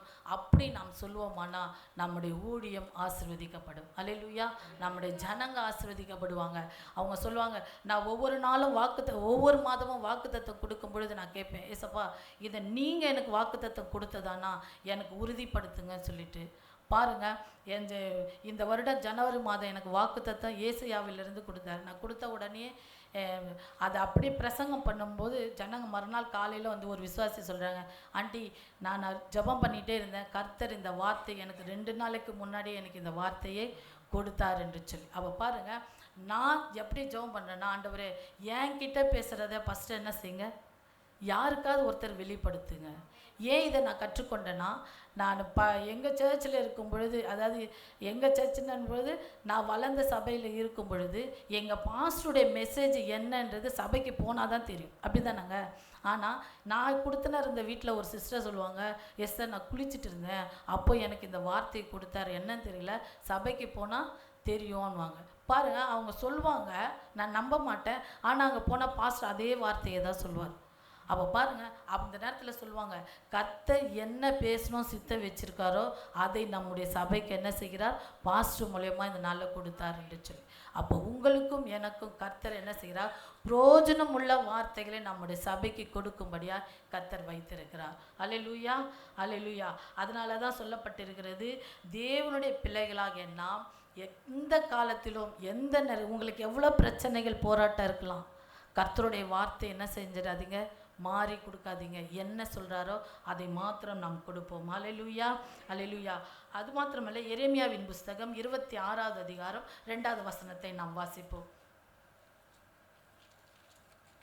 நீ கர்த்தருடைய ஆலயத்தின் பிரகாரத்திலே நின்று கொண்டு கர்த்தருடைய ஆலயத்திலே பணிய வருகிற யூதாவுடைய பட்டணங்களின் குடிகள் அனைவரோடும் சொல்லும்படி நான் உனக்கு கற்பித்த எல்லா வார்த்தைகளையும் அவர்களுக்கு சொல்லு, ஒரு வார்த்தையையும் குறைத்து போடாதே என்று கர்த்தர் சொல்லுகிறார். அல்லேலூயா. இங்க அழகா சொல்றாரு பாருங்க, ஒரு வார்த்தை கூட நம்ம என்ன செய்யக்கூடாதான், குறைத்து சொல்லவே கூடாது என்று. அப்போ இனி வரும் நாட்களில் நான் கற்றுக்கொண்டது, நான் இது வரைக்கும் அப்படி செய்யலை, இனிமேலும் செய்யக்கூடாது சொல்லிட்டு நான் கற்றுக்கொண்டேன். தேவன் இந்த நாளிலும் அதை உங்களுக்கு கர்த்தர் வெளிப்படுத்துகிறார். அல்லேலூயா. அடுத்ததாக நாம் வாசிப்போம், அதே அப்போஸ்தலர் நடபடிகள் 20வது அதிகாரம் 23 நாம் வாசிப்போம். கட்டுகளும் உபத்திரவங்களும் எனக்கு வைத்திருக்கிறதென்று பரிசுத்த ஆவியானவர் பட்டணந்தோறும் தெரிவிக்கிறதை மாத்திரம் அறிந்திருக்கிறேன். ஆகிலும் அவைகளில் ஒன்றையும் குறித்து கவலைப்படேன். என் பிராணனையும் நான் அருமையாக எண்ணேன். என் ஓட்டத்தை சந்தோஷத்தோடு முடிக்கவும் தேவனுடைய கிருபையின் சுவிசேஷத்தை பிரசங்கம் பண்ணும்படிக்கு நான் கர்த்தராகிய இயேசுவினிடத்தில் பெற்ற ஊழியத்தை நிறைவேற்றவுமே விரும்புகிறேன். அல்லேலூயா. இந்த 24வது வசனத்துல சொல்லப்பட்டிருக்கிற பாருங்க, என் பிராணனையும் நான் அருமையாக எண்ணேன், என் ஓட்டத்தை நான் என்ன செய்வேனா, சந்தோஷமாக ஓடி முடிக்கவும் நான் கர்த்தராகிய இயேசுவினிடத்தில் பெற்ற ஊழியத்தை நிறைவேற்றவுமே விரும்புகிறேன். அல்லேலூயா, அல்லேலூயா. அவ பாருங்க, தேவன் நமக்கென்று கொடுத்திருக்கிற ஊழியத்தை நம்முடைய ஓட்டம் இருக்கிற வரைக்கும் நாம் என்ன செய்யணுமா, ஓடணும். அது எப்படி ஓடணுமா, சந்தோஷமாக ஓடணும் என்று சொல்லப்பட்டிருக்கிறது. அல்லேலூயா, அல்லேலூயா. வேதத்தில் ஒரு காரியம் இருக்கிறது. 1 ராஜாக்களின் புஸ்தகம் 19வது அதிகாரம் 19-20 பாருங்களேன். எலிசாவை எலியா ஊழியத்திற்கென்று அழைக்கிறார். அப்படிதானங்க, அபிஷேகம் பண்ணுறாரு. அப்போ பாருங்க, எலிசா என்ன செய்கிறாரு, தன்னுடைய அவருடைய வேலை என்ன, ஏர் ஓட்டுறது இல்லைங்களா. அந்த ஏர் ஓட்டும் பொழுது அவர் அபிஷேகம் பண்ணி எலிசாவை என்ன செய்கிறார், ஊழியத்துக்கு என்று அழைக்கும் பொழுது ஊழியத்துக்கு வந்துடுறாரு. வந்துட்ட பிறகு அவர் தன்னுடைய ஏர் மாடுகளில் ஒன்றை எடுத்து அங்குள்ளதான ஜனங்களுக்கு எல்லாருக்கும் சமைத்து விருந்து படைக்கிறார். ஏன் தெரியுமா அவர் விருந்து படைச்சாரு? எனக்கு ஒரு நல்ல ஒரு தாட் ஒன்று எழுந்துச்சு. அவர் பெற்றுக்கொண்ட ஊழியத்தை எக்காரணத்து கொண்டோ என்ன செய்யக்கூடாதான், என்ன பிரச்சனை வந்தாலும் போராட்டம் வந்தாலும் ஊழியத்தை விட்டு அந்த ஏர் மாடை என்ன செய்யக்கூடாது, திரும்ப ஓட்டக்கூடாது என்ற ஒரே காரணத்துக்காக தான் அந்த ஏர் மாடை அடித்து என்ன செஞ்சார், அங்குள்ளதான ஜனங்களுக்கு எல்லாருக்கும் விருந்து படைத்தார். அப்போ பாருங்கள், நாம் ஒரு வேலை செய்கிறவர்களாக இருப்போம், இல்லை வேலை செஞ்சுக்கிட்டே இருப்போம். நம்முடைய கணவர் ஊழியக்காரராக இருக்கிறாரு. நாம் எதற்காக அழைக்கப்பட்டோம், அவருடைய ஊழியத்தை செய்யும்படியாக அழைக்கப்பட்டோம். அப்படி தானே? அப்போ பாருங்க, அவருடைய ஊழியத்தை நாம் செய்யும் பொழுது நமக்கு என்ன கொடுக்க கர்த்தர் சித்தம் வைத்திருக்காரோ அதை ஒவ்வொரு நாளும் கர்த்தர் நமக்கு தருவார். அல்லேலூயா, அல்லேலூயா. நான் எங்கள் வீட்டுக்கு பாஸ்டர் இருக்கும் பொழுது என்னுடைய தேவைகள் எப்படி இருந்துச்சோ அப்படியே அதை காட்டிலும் அதிகமாக தான் இருக்குது. ஆனால் என்னுடைய வரவு கம்மி. ஆனால் நான் கர்த்தருக்கு அதிகமாக கொடுக்கறதுனால கர்த்தர் என்னுடைய தேவைகளை ஒவ்வொரு நாளும் பூர்த்தியாய் சந்திக்கிறார். அல்லேலூயா. நான் ஒவ்வொரு நாளும் என் பாப்பா கிட்ட சொல்லுவேன், ஒரு காலத்தில் அப்பா இருந்தப்போ ஆச்சி வீட்டுக்கு போவோம், அம்மா அவங்கக்கிட்ட செலவுக்கு எதாவது பணம் இருந்தால் தாங்கன்னு கேட்பேன். தங்கச்சி இருக்காங்க, சாட்சியாக இருக்காங்க, அவங்கக்கிட்ட போய் கேட்பேன். ஆனால் அவங்க இறந்துட்டாங்க. இந்த ஊழியத்தையும் குடும்பத்தையும் நான் நடத்தலைங்க, கர்த்தரே நடத்தி கொண்டிருக்கிறேன். எனக்கு என்ன தேவையோ நான் தேவ சமூகத்தில் போய் சொல்லுவேன். சும்மா நடந்துக்கிட்டே நான் சர்ச்சில் முழங்கால் போட்டு தான் ஜெபம் பண்ணோன்றதெல்லாம் நான் முழங்கால் போட முடியாதனால அப்படி நடந்துக்கிட்டே பேசுவேன். ஏசப்பா எனக்கு இது தேவையாக இருக்குது, எனக்கு சந்திங்க. நான் குறைவுபடக்கூடாது, யார்கிட்டேயும் போய் நான் கையேந்தி நின்று விடக்கூடாது என்று சொல்லி எனக்கென்று நீங்கள் ஊழியத்தை கொடுத்துருக்கீங்க. இந்த ஊழியத்தில் எது வருதோ அதை வச்சு தான் நான் என்ன செய்யணும், சாப்பிடணும். என்னை நிறைய பேர் கேட்டாங்க, நீ இந்த ஊழியத்தை விட்டு வேலைக்கு போகலாமே, இல்லை பார்ட் டைம் ஜாபாவது எங்கேயா போய் செய்யலாமே. நான் சொன்னேன், கொடுத்தா அவருக்காக வாழ்வேன், இல்லைன்னா அவருக்காகவே நான் மறிக்கிறேனே தவிர நான் வேலைக்கெலாம் நான் போக மாட்டேன்னு சொன்னேன். ஆனால் அந்த நாளிலிருந்து இந்த நாள் வரைக்கும் கிட்டத்தட்ட 3 வருடங்கள் ஆயிடுச்சு. கர்த்தர் எங்களுடைய தேவைகள் எல்லாவற்றையும் கர்த்தர் சந்தித்திருக்கார். யார்கிட்டையும் போய் விசேஷமாக என் கணவர் வீட்டை சார்ந்தவர்களிடத்தில் போய் நான் ₹1 கூட நான் நிற்காதபடிக்கு கர்த்தர் என்னை நடத்தி கொண்டிருக்கிறான். அவங்கெல்லாம் எதிர்பார்த்தாங்க, எஸ்தர் என்னை தேடி வரும், என்கிட்ட கேட்கும், அப்படி தான் நினச்சாங்க. அவங்க வீட்டுக்காரர் இறந்துட்டாரு, அலெக்ஸ் இருக்கும் பொழுதே பத்தாது, இப்போ என்ன செய்யும், என்கிட்ட வரோன்னு நினச்சாங்க. ஆனால் நான் அவங்கக்கிட்டேயும் போகாமல் யார்கிட்டையும் போகாமல் தேவ சமூகத்தில் இருக்கிறேன். கர்த்தர் என்னை நடத்தி கொண்டே இருக்கிறான். அப்போ பாருங்கள், எனக்கென்று கொடுக்கப்பட்ட ஊழியத்தை, அந்த ஓட்டத்தை நான் மகிழ்ச்சியோடு செய்யணுன்னா தேவ சமூகத்தில் போய் நான் நிற்கிறேன். ஏசப்பா எனக்கு நீங்கள் கொடுத்த ஓட்டம் இதை நான் செய்வதற்குண்டான பலனையும் கிருபை எனக்கு கொடுங்கச்சிட்டு அந்த எலிசா நினச்சிருந்தாருன்னா அவருடைய ஏர்மாடெல்லாம் அப்படியே வச்சுருக்கலாம். என்னைக்காவது ஊழியம் என்ன செய்யும், இப்போ கொரோனா பீரியட் வந்துச்சு, அப்போ வந்தப்போ என்ன ஆச்சு, வேலையெல்லாம் டல் ஆகிடுச்சு. அப்போ அந்த ஏர்மாடை வச்சாது உழுதுக்கலாம் சொல்லி கூட நினச்சிருக்கலாம். ஆனால் அந்த தாட்டு வரக்கூடாதுன்றதுக்காக தான் அப்படி ஒரு காரியத்தை அவர் செய்தார். ஊழியர்களாகிய நாமும் என்ன செய்யணும், கர்த்தர் நம் கணவரோடு இசைந்து ஊழியம் செய்ய சொல்கிறாரா, அந்த ஊழியத்தை நாம் என்ன செய்யணும், செய்யணும். வருமானம் பத்தலை, என் பிள்ளைகளை படிக்க வைக்கணும், அதனால் நான் வேலைக்கு போகிறேன், இல்லைங்க, ஒரு அர்ப்பணிப்பு இருந்துச்சுன்னா நம்முடைய ஊழியம் வெற்றி உள்ளதாக கர்த்தர் மாற்றுவோம். அல்லேலூயா. நிறைய பேர் நம்ம என்ன தெரியுமா நினைக்கிறோம், நம்ம ஊழியத்துக்கு வந்துட்டோம், நம்ம இப்படியே தான் இருப்போன்ட்டு. இல்லைங்க, நான் முன்பு இருந்ததை காட்டிலும் இப்பொழுது கர்த்தர் நன்றாகவே நம்மை வைத்திருக்கிறார். அல்லேலூயா, அல்லேலூயா. அதனால தான் இந்த இடத்துல சொல்லப்பட்டிருக்கிறது, ஒன்றையும் குறித்து நாம் என்ன செய்யக்கூடாதான், கவலைப்படவே கூடாது. இன்றைக்கி சாப்பாடு இல்லையே, உடுத்துவதற்கு உடை இல்லையே என்று சொல்லி நாம் என்ன செய்யக்கூடாது, கவலைப்படக்கூடாது. அதெல்லாம் யார் தான் தர்றது, நமக்கு கர்த்தர் தான் நமக்கு ஒவ்வொரு நாளும் என்ன செய்கிறார், தந்து கொண்டே இருக்கிறார். அல்லேலூயா. அப்போது நம்முடைய ஓட்டம் எப்படி இருக்குன்னா, மகிழ்ச்சியோடு அவருடைய ஊழியத்தை நாம் என்ன செய்யணும். எனக்கு இருக்கிற பிரச்சனையில் நான் உண்மைக்கே நான் சொன்ன காலையில் கூட நினச்சேன், இவ்வளோ பிரச்சனையோடு நம்ம போயிருக்கோமே என்ன செய்கிறதுன்ட்டு. ஆனால் இங்கே வந்த பிறகு வர்ஷிப் நேரத்தில் அவங்க சொன்னாங்க, எத்தனை பேர் பாரத்தோடு இருக்கிறீங்க என்று சொல்லி. உண்மைக்கே நான் பாரத்தோடு தான் இருந்தேன். என்னுடைய ஊழியம் எப்படி ஆகுமோ, என்னுடைய சபை என்ன ஆகுமோன்னு சொல்லி இந்த திருவிருந்து எடுக்கும் பொழுது நான் அப்படி தான் நினைத்தேன். அடுத்த மாதம் நான் எங்கே போய் திருவிருந்து எடுப்பேன் ஏசப்பா, எந்த இடத்துக்கு எங்களை கொண்டு போவீங்கன்ட்டு. ஆனால் கர்த்தர் அந்த இடத்துல 2 வருஷம் இருக்கும்படியா கர்த்தர் எங்களுக்கு அனுக்கிரகம் பாராட்டினார். அல்லேலூயா. ஆனால் அதற்குண்டான தேவைகள் இருக்கிறது. அதற்காக தேவனுடைய சமூகத்தில் நான் ஜெபித்து கொண்டு இருக்கிறேன். அப்போ பாருங்கள், கர்த்தரிடத்தில் பெற்றுக்கொண்ட ஊழியத்தை நிறைவேற்றவே நான் என்ன செய்கிறேன், விரும்புகிறேன், வாஞ்சிக்கிறேன். அதுவே என்னுடைய மூச்சாக இருக்க வேண்டும் என்று சொல்லி தேவனுடைய சமூகத்தில் நான் ஜெபித்து கொண்டு இருக்கிறேன். அல்லேலூயா, அல்லேலூயா. அடுத்ததாக நாம் பார்ப்போம். அதே 20வது அதிகாரம் 33வது வசனத்தை நாம் வாசிப்போம். ஒருவனுடைய வெள்ளியாகிலும் பொன்னையாகிலும் வஸ்திரத்தையாகிலும் நான் இச்சிக்கவில்லை. அல்லேலூயா. இந்த இடத்துல பாருங்க, ஒருவனுடைய பொன்னை ஆகிலும் வெள்ளியை ஆகிலும் வஸ்திரத்தை ஆகிலும் நான் இச்சிக்கவில்லை என்று பவுல் அழகாக சொல்றார். பாருங்க, அவருடைய ஊழியத்தில் அநேக தேவைகள் இருந்தது. அந்த தேவைகள் எல்லாவற்றையும் அவரே வேலை செய்து அவருடைய தேவைகள் எல்லாவற்றையும், ஜனங்களுக்கு உண்டான தேவைகள் எல்லாவற்றையும் பூர்த்தி செய்தார் என்று இந்த இடத்துல சொல்லப்பட்டு 34 பாருங்களேன், நீங்கள் அறிந்திருக்கிறபடி எனக்கும் என்னுடனே கூட இருந்தவர்களுக்கும் வேண்டியவைகளுக்காக இந்த கைகளே வேலை செய்தது என்று சொல்லு. அல்லேலூயா. அப்போ பாருங்க, நாம் என்ன செய்யணும், மற்றவர்களுடைய பொருட்கள் மேலே நாம் என்ன செய்யக்கூடாதான், ஆசைப்படவே கூடாது என்று சொல்லப்பட்டிருக்கிறது. அல்லேலூயா. நம்மெல்லாம் ஊழியம் செய்கிறவங்க அப்படி தானே. பாருங்கள், இப்போ நம்மளுடைய விசுவாசிங்களுடைய வீட்டில் ஏதாவது ஒரு பொருள் வாங்கிட்டா உங்களுக்கு ஆசையாக இருக்குமா, இல்லை நீங்கள் மகிழ்ச்சியில் அவங்கள வாழ்த்துவீங்களா, இல்லை உள்ளுக்குள்ளே ஒரு மாதிரி நினச்சிப்பீங்களா? உண்மையாலுமே எல்லாமே அப்படி தான் செய்வோம்மா. அது ரொம்ப நல்லது இல்லையா? நான் எப்படி தெரியுமா, எங்கள் விசுவாசிங்க சாட்சி சொல்ல மாட்டாங்க. அவங்க வீட்டுக்கு போனேன்னு நினச்சிக்கோங்களேன். ஏன் இதை நான் சொல்கிறேன்னா, ஒரு காலத்தில் நான் எங்கள் வீட்டில் இருக்கும்பொழுது சின்ன சின்ன குடிசை வீட்டு பக்கமெல்லாம் நாங்கள் போகிறதுண்டு.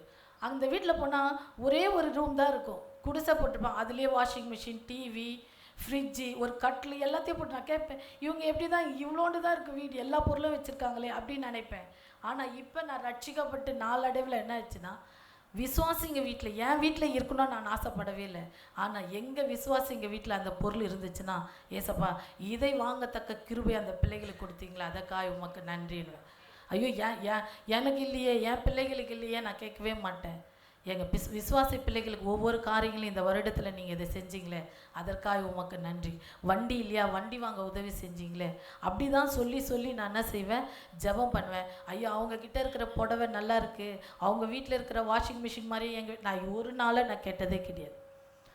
கேட்டு பாருங்கள், எங்கள் விசுவாசிக்கு நான் அதை கேட்பேன், உங்ககிட்ட வந்து ஏதாவது நான் கேட்டிருக்கேன்னா இல்லான்ட்டின்னுவாங்க.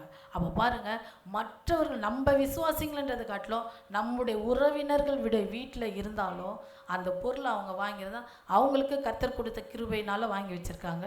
நமக்கு என்ன கிருபையை கொடுத்துருக்குறா, கெப்பாசிட்டி கொடுத்துருக்கா, அதுக்கேற்ற மாதிரி தான் நம்ம வீட்டில் என்ன செய்கிறோம், நம்ம பொருட்கள் வாங்கி வைத்திருக்கோம். அப்போ மற்றவர்களுடைய பொருட்கள் மேலே நம்ம என்ன செய்யக்கூடாது, ஒரு ஆசை நமக்கு உண்டாகக்கூடாது என்று சொல்லப்பட்டிருக்கிறது. அடுத்ததாக நாம் வாசிப்போம்.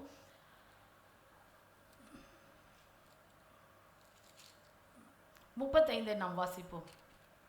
இப்படி பிரயாசப்பட்டு பலவீனரை தாங்கவும் வாங்குகிறதை பார்க்கிலும் கொடுக்கிறதே பாக்கியம் என்று கர்த்தராகிய இயேசு சொன்ன வார்த்தைகளை நினைக்கவும் வேண்டும் என்று எல்லா விதத்திலேயும் உங்களுக்கு காண்பித்தேன் என்றான். அல்லேலூயா. இந்த இடத்துல சொல்றாரு, வாங்குகிறதை பார்க்கிலும் கொடுக்கிறதே பாக்கியம் என்று சொல்லப்பட்டிருக்கிறது. நாம் மற்றவர்களிடத்திலிருந்து வாங்குகிறதை பார்க்கிலும் மற்றவர்களுக்கு நாம் என்ன செய்யணுமா, கொடுக்கிறவர்களாய் நாம் காணப்பட வேண்டும் என்று வேதம் சொல்கிறது. அப்போ பாருங்க, மத்தேயு 25:35 சொல்லப்பட்டிருக்கிறது, பசியாக இருந்தேன் எனக்கு என்ன செஞ்சீங்க, போஜனம் கொடுத்தீர்கள், தாகமாக இருந்தேன் எனக்கு தண்ணீர் கொடுத்தீர்கள், உடை இல்லாத இருந்த பொழுது எனக்கு என்ன செஞ்சீங்க, உடை கொடுத்தீர்கள், அந்நியனா இருந்தேன் என்னை நீங்கள் என்ன செஞ்சீங்க, விசாரிச்சிங்கன்னு சொல்லப்பட்டிருக்கிறது. இந்த காரியத்தை பவுல் என்ன செஞ்சார், ஆண்டவருடைய வார்த்தைக்கு அப்படியே கீழ்ப்படிஞ்சு மற்றவர்களிடத்திலிருந்து வாங்குவதை காட்டிலும் அவர் கொடுக்கிறவராய் அவர் என்ன செஞ்சார், காணப்பட்டார். அப்போ நாம் என்ன செய்யணும், ஊழியத்தில் இருக்கிறன்னா மற்றவங்க கஷ்டப்படுறாங்க, இப்போ நம்மள சபையிலையோ நம்மளுடைய பக்கத்தில் இருக்கிறவங்களோ நம்மளுடைய பார்வைக்கு யார் ரொம்ப கஷ்டப்படுறாங்களோ அவங்களுக்கு நம்மாலான உதவியை நாம் செய்வோமானால் கர்த்தர் நம்மை ஆசீர்வதிப்பார். அல்லேலூயா, அல்லேலூயா. ஒன்றும் இல்லை, இப்போ என்னுடைய சாட்சியிலே நான் சொல்கிறேன் உங்களுக்கு. ஃபஸ்ட்டெல்லாம் நான் என்கிட்ட பாஸ்ட் இருப்பார், நான் அவர்கிட்டே சொல்லுவேன்ப்பா சிலிண்டர் காலி ஆகிடுச்சு என்னம்மா செய்கிறதுன்னுவாங்க, அமைதியாக இருந்துருவாங்க. ஆனால் அதே இப்போ நான் யோசிக்கிறேன், நான் அதை வாங்கி எக்ஸ்ட்ரா வைக்க கர்த்தர் எனக்கு உதவி செய்கிறார். யாராவது விசுவாசிங்க வந்து ஆண்டி காலி ஆகிடுச்சுன்னா நீங்கள் எடுத்துகிட்டு போங்கன்னு சொல்கிற அளவுக்கு கர்த்தர் என்னை வைத்திருக்கிறார். ஒரு சின்ன சின்ன காரியங்கள் தான் என்னுடைய வாழ்க்கையில், பெரிய பெரிய காரியங்கள் எல்லாம் இல்லை. சில சமயம் வருவாங்க, ஆண்டி ஒரு 500 ரூபாய் இருந்தால் கொடுங்களேன். நான் எப்படி தெரியுமா, வச்சுன்னு இருக்கிறத யாருக்கும் காட்டக்கூடாதுன்னு நினைப்பேன் நான். ஏன்னா ஏதாவது ஒரு எமர்ஜென்சிக்கு யார்கிட்டே போய் நம்ம நிற்கக்கூடாது. அதை யோசித்து தான் நான் என்ன செய்வேன், நான் சேர்த்து வைப்பேன். நான் வீணாக செலவு எதையும் செய்ய மாட்டேன். அப்படியே செய்யணும்னு ஆசைப்பட்டால் ஒரே ஒரு காரியத்துக்கு மட்டும்தான் செய்வேன். எப்போ பார்த்தாலும் ஒரு 10 ரூபாய் ஜூஸ் வாங்கி குடிப்பேன். ஒரு நாளில் 50 ஜூஸ் அது குடிச்சிட்டு இருந்தேன். அதாவது 50 ரூபாய்க்கு 50 ஜூஸ் இல்லை, 50 ரூபாய்க்கு குடிப்பேன். நாள் பட எனக்கு சுகர் வந்ததுனால அதையும் நான் என்ன செஞ்சேன், குறைச்சிட்டேன். கர்த்தர் என்னை எங்கே கொண்டு வந்து நிறுத்தினார் பாருங்கள். அந்த 50 ரூபாவை நான் மிச்சம் பண்ணால் எனக்கு ஏதாவது ஒரு பிரயோஜனப்படுமே என்று சொல்லி பாருங்கள். சில சமயத்தில் என்னுடைய விசுவாசிகளே வந்து, ஆண்டி எனக்கு ஏதாவது ஒரு ஹெல்ப் பண்ணுங்களேன், எங்கள் வீட்டில் அரிசி இல்லைன்னா என்கிட்ட இருக்கிறத எடுத்து என்ன செய்வேன், கொடுப்பேன். நான் அப்படி தான் இப்போ நான் அவங்கக்கிட்டேருந்து வாங்குறதை காட்டிலும் கர்த்தர் கொடுக்கும்படியாய் கர்த்தர் என்னை வைத்திருக்கிறார். அல்லேலூயா. அப்போ பாருங்கள், பவுல் இந்த இடத்துல அழகாய் நமக்கு ஒவ்வொரு காரியங்களையும் கற்றுக் கொடுத்திருக்கிறார். முதலாவது நாம் பார்த்தோம், அவரிடத்திலிருந்து என்ன பார்த்தோம், நல் மனசாட்சி உள்ளவர்களாய் நாம் காணப்பட வேண்டும் என்று சொல்லி. நம்முடைய ஜீவியம் எப்படி இருக்கணுமா, நல் மனசாட்சி உள்ளதாய் காணப்படணும். ரெண்டாவது, வெகு மன தாழ்மை உள்ளவர்களாய் நாம் காணப்படணும். அப்போதான் தாழ்மை காணப்படும் பொழுது கர்த்தரே நம்மை உயர்த்துவார். அல்லேலூயா. எனக்கு உயர்வு வேணும்னு சொல்லி கேட்பதை விட நீங்கள் தாழ்மையாக இருங்க, கர்த்தர் ஒரு நாள் உங்களை கொண்டு போய் உயர்த்துவார். அல்லேலூயா.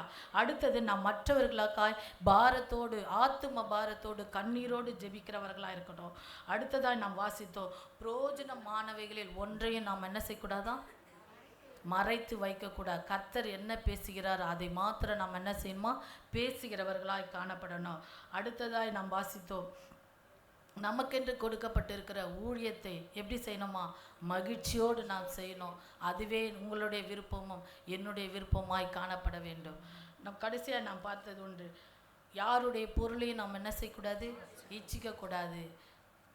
வாங்குவதை காட்டிலும் கொடுப்பதே பாக்கியம் என்று சொல்லப்பட்டிருக்கு. இத்தனை காரியங்களும் நம்முடைய ஊழியத்தில் இருந்தால் கர்த்தர் நம்முடைய ஊழியத்தை கர்த்தர் ஆசீர்வதிப்பார். அல்லேலூயா. அல்லேலூயா. கண்களை மூடி நாம் ஜெபம் செய்வோம். துதிக்கிறோம், ஸ்தோத்திரிக்கிறோம், உமக்கு நாங்கள் நன்றி செலுத்துகிறோம். கர்த்தாவே, இந்த நாளுக்காக நாங்கள் நன்றியோடு உம்மை துதிக்கிறோம். நீங்கள் கொடுத்த வார்த்தை சப்பா, ஏன் இந்த வார்த்தை எனக்கு கொடுத்தீங்கன்னு எனக்கு தெரியாது. ஆண்டவரே, நீங்கள் கொடுத்ததை நான் சொல்லியிருக்கிறேன். கர்த்தர் நீர் அற்புதங்களை செய்யும், அதிசயங்களை செய்யும். பயன்படுத்தினதற்காக நன்றி செலுத்து, கொடுத்த வாய்ப்புகளுக்காக நன்றி செலுத்து. இயேசுவின் நாமத்தில் பிதாவே, ஆமென்.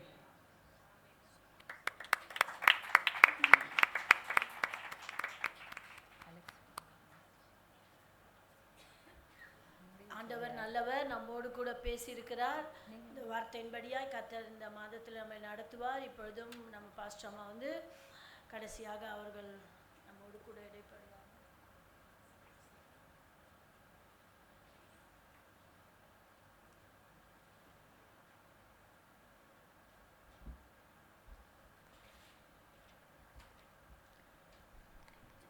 கர்த்தருடைய நாமத்திற்கு மகிமை உண்டாகட்டும். எத்தனை பேர் சந்தோஷமாக இருக்கிறீங்க? ஸ்கூல் லீவ் முடிஞ்சு ரீஓப்பன் ஆன மாதிரி எத்தனை பேர் அழுதுட்டு வந்தீங்க? சந்தோஷமாக வந்தீங்களா? புதிய கிளாஸ்க்கு வந்திருக்கிறோன்னு. சரி, கர்த்தர் உங்களை எல்லாரையும் பார்க்க கர்த்தர் கொடுத்த கிருபைக்காக நான் கர்த்தரை ஸ்தோத்திரிக்கிறேன். கடந்த மே மாதம் நாம் ஊழியத்தின் நிமித்தமாக பல இடங்களுக்கு போயிருப்பீர்கள், பல ஊழியர்களை நிறைவேற்றியிருப்பீர்கள். ஆனாலும் கர்த்தருடைய கரம் உங்களோடு கூட இருந்து பாதுகாத்து நம்மை நடத்தி இன்றைக்கு ஒருவர் காண கர்த்தர் நம்ம செய்ததற்காக நான் கர்த்தரை ஸ்தோத்திரிக்கிறேன். கர்த்தர் உங்கள் ஒவ்வொருவரையும் ஆசீர்வதிப்பாராக. விசேஷமாக நான் மே மாதம் 1ஆம் தேதி ஒரு வாலிபர் முகாம் நடத்தியிருந்தோம். அதற்கு உங்களுடைய சபையிலிருந்து ஒரு சிலர் உங்களுடைய பிள்ளைகளை அனுப்பி வைத்தீர்கள். அதற்காக நான் கர்த்தரை ஸ்தோத்திரிக்கிறேன். எங்களை உற்சாகப்படுத்தினீர்கள். ஜெயம் என்ற தலைப்பின் கீழாக அந்த நாட்களிலே அநேக பிள்ளைகளை கிட்டத்தட்ட 238-9 பிள்ளைகள் கிட்ட வந்திருந்தாங்க. உண்மையான மிகவும் ஆசீர்வாதமாக இருந்தது, பிரயோஜனமாக இருந்தது. பிள்ளைகள் உற்சாகம் அடைந்தார்கள். இன்னும் வருடம் இப்படிப்பட்ட ஒரு கூட்டத்தை எங்களுக்கு ஆயத்தப்படுத்தி கொடுங்கன்னு சொல்லி அவர்கள் கேட்டு இருக்கிறார்கள். நாம் தொடர்ந்து கர்த்தருக்கு சித்தமானால் அதை குறித்து நாம் தியானிப்போம். கர்த்தர் எப்படி நடத்துவாராக. கர்த்தருடைய நாமம் மகிமைப்படுவதாக. அடுத்ததாக இந்த எஸ்பிஎஸ்ஸின் மூலமாக நமக்கு என்ன கிடைக்கிறது என்று உங்களில் யாராவது உங்களை கேட்டால், நீங்கள் யாராவது கேட்குறீங்களா? இந்த எஸ்பிஎஸ் மூலமாக எங்களுக்கு என்ன கிடைக்கிறது அப்படின்னு நீங்கள் யாராவது கேட்டு வந்திருக்கீங்களா? கேட்க மாட்டீங்கன்னு நினைக்கிறேன். உங்கள்கிட்ட யாராவது அப்படி கேட்டால் அவங்களுக்கு சொல்ல வேண்டிய பதில் நான் சொல்லிவிட்டு சின்ன ஒரு ஆலோசனை கொடுத்துட்டு நான் உங்களுக்கு கடந்து போகிறேன். ஏன்னா இந்த கேள்வி வர்றதுனால இப்போ கூட யாரோ ஒருத்தவங்க கேட்ட மாதிரி இருந்துச்சு, எனக்கு ஞாபகம் இல்லை, யாரோ ஒருத்தவங்க சொன்னாங்க கீழே. சரி, அவங்ககிட்ட நீங்கள் சொல்லணும், நாங்கள் என்ன செய்கிறோம், ஒருவருக்கொருவர் ஊழியத்திலின் என்ன செய்கிறோம், அறிமுகம் ஆகிறோம்.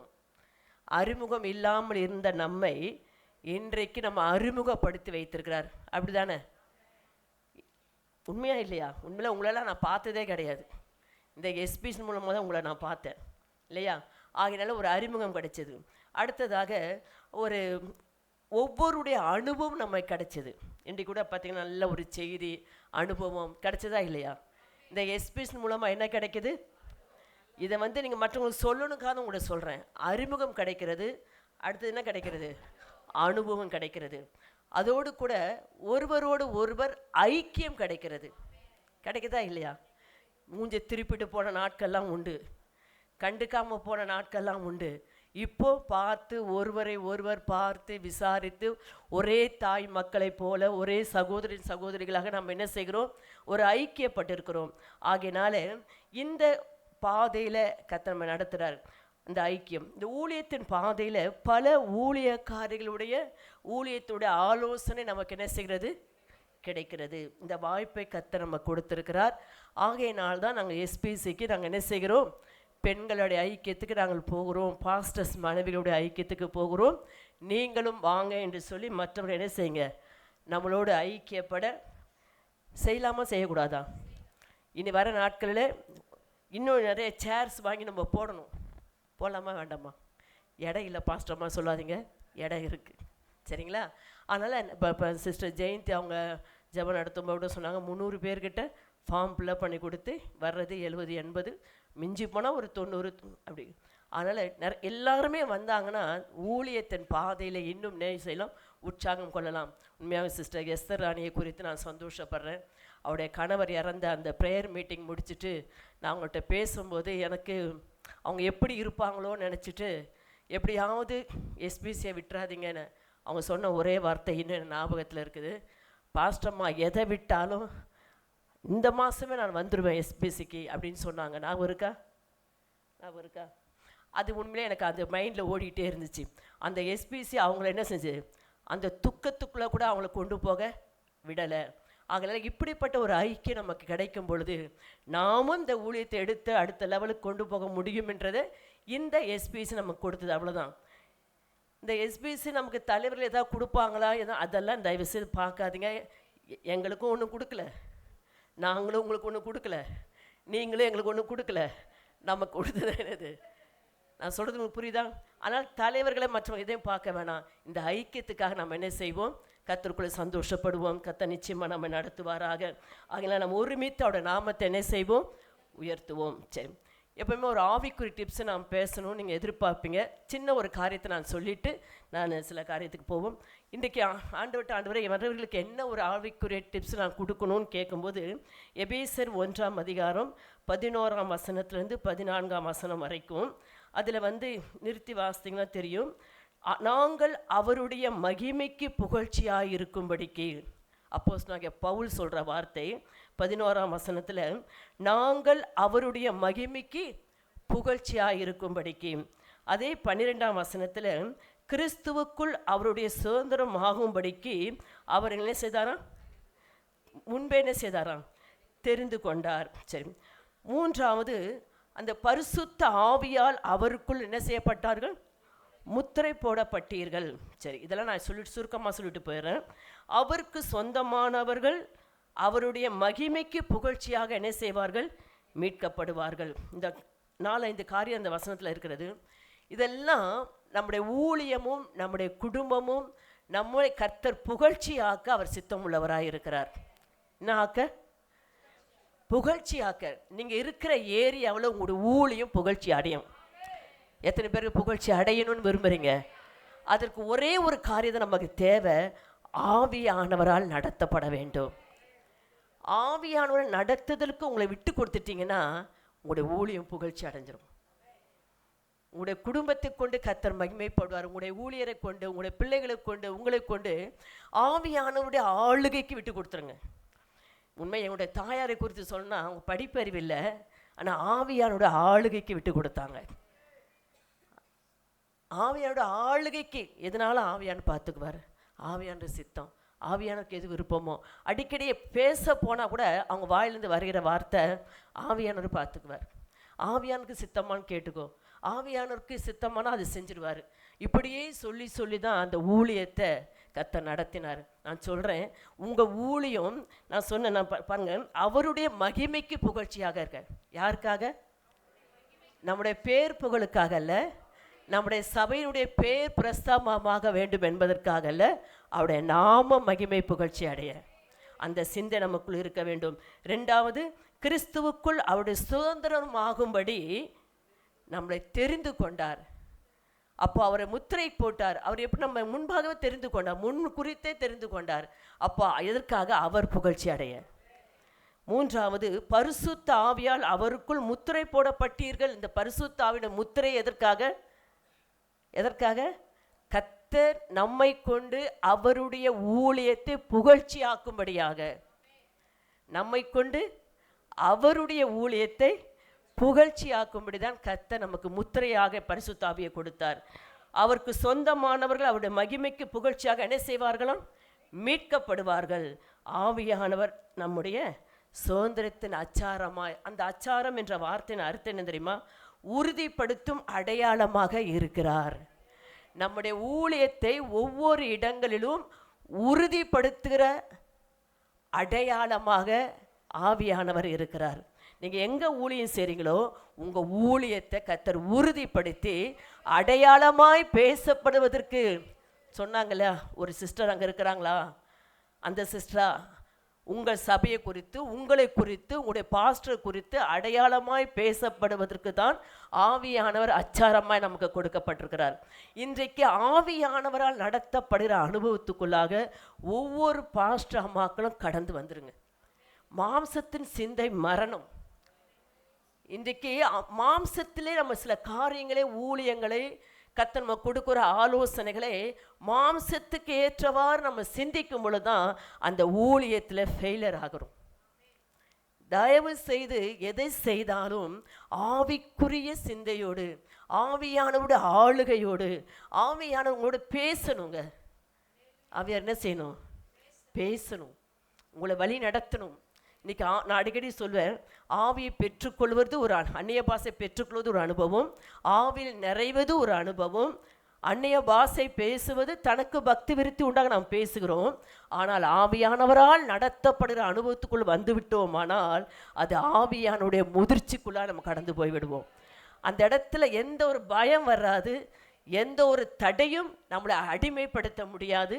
நம்மளை கொண்டு கர்த்தர் புகழ்ச்சி அடைஞ்சிட்டே போய்கிட்டே இருப்பார். சரிங்களா? அதனால் கர்த்தர் சொல்கிற வார்த்தை நான் உங்களுக்கு சொல்கிறேன், நம்முடைய ஊழியம் இந்த மாதத்தில் கர்த்தர் புகழ்ச்சி அடைய செய்ய அவர் சித்தம் உள்ளவராக இருக்கிறார். அவருடைய நாம மகிமைக்காக செய்கிற ஊழியெல்லாம் யாருக்காக? அந்த சபையில் நிறைய பேர் வராங்க, இந்த சபையில் நிறைய வராங்க, அதெல்லாம் இல்லைங்க. உங்கள் ஊழியம் புகழ்ச்சி அடையும்.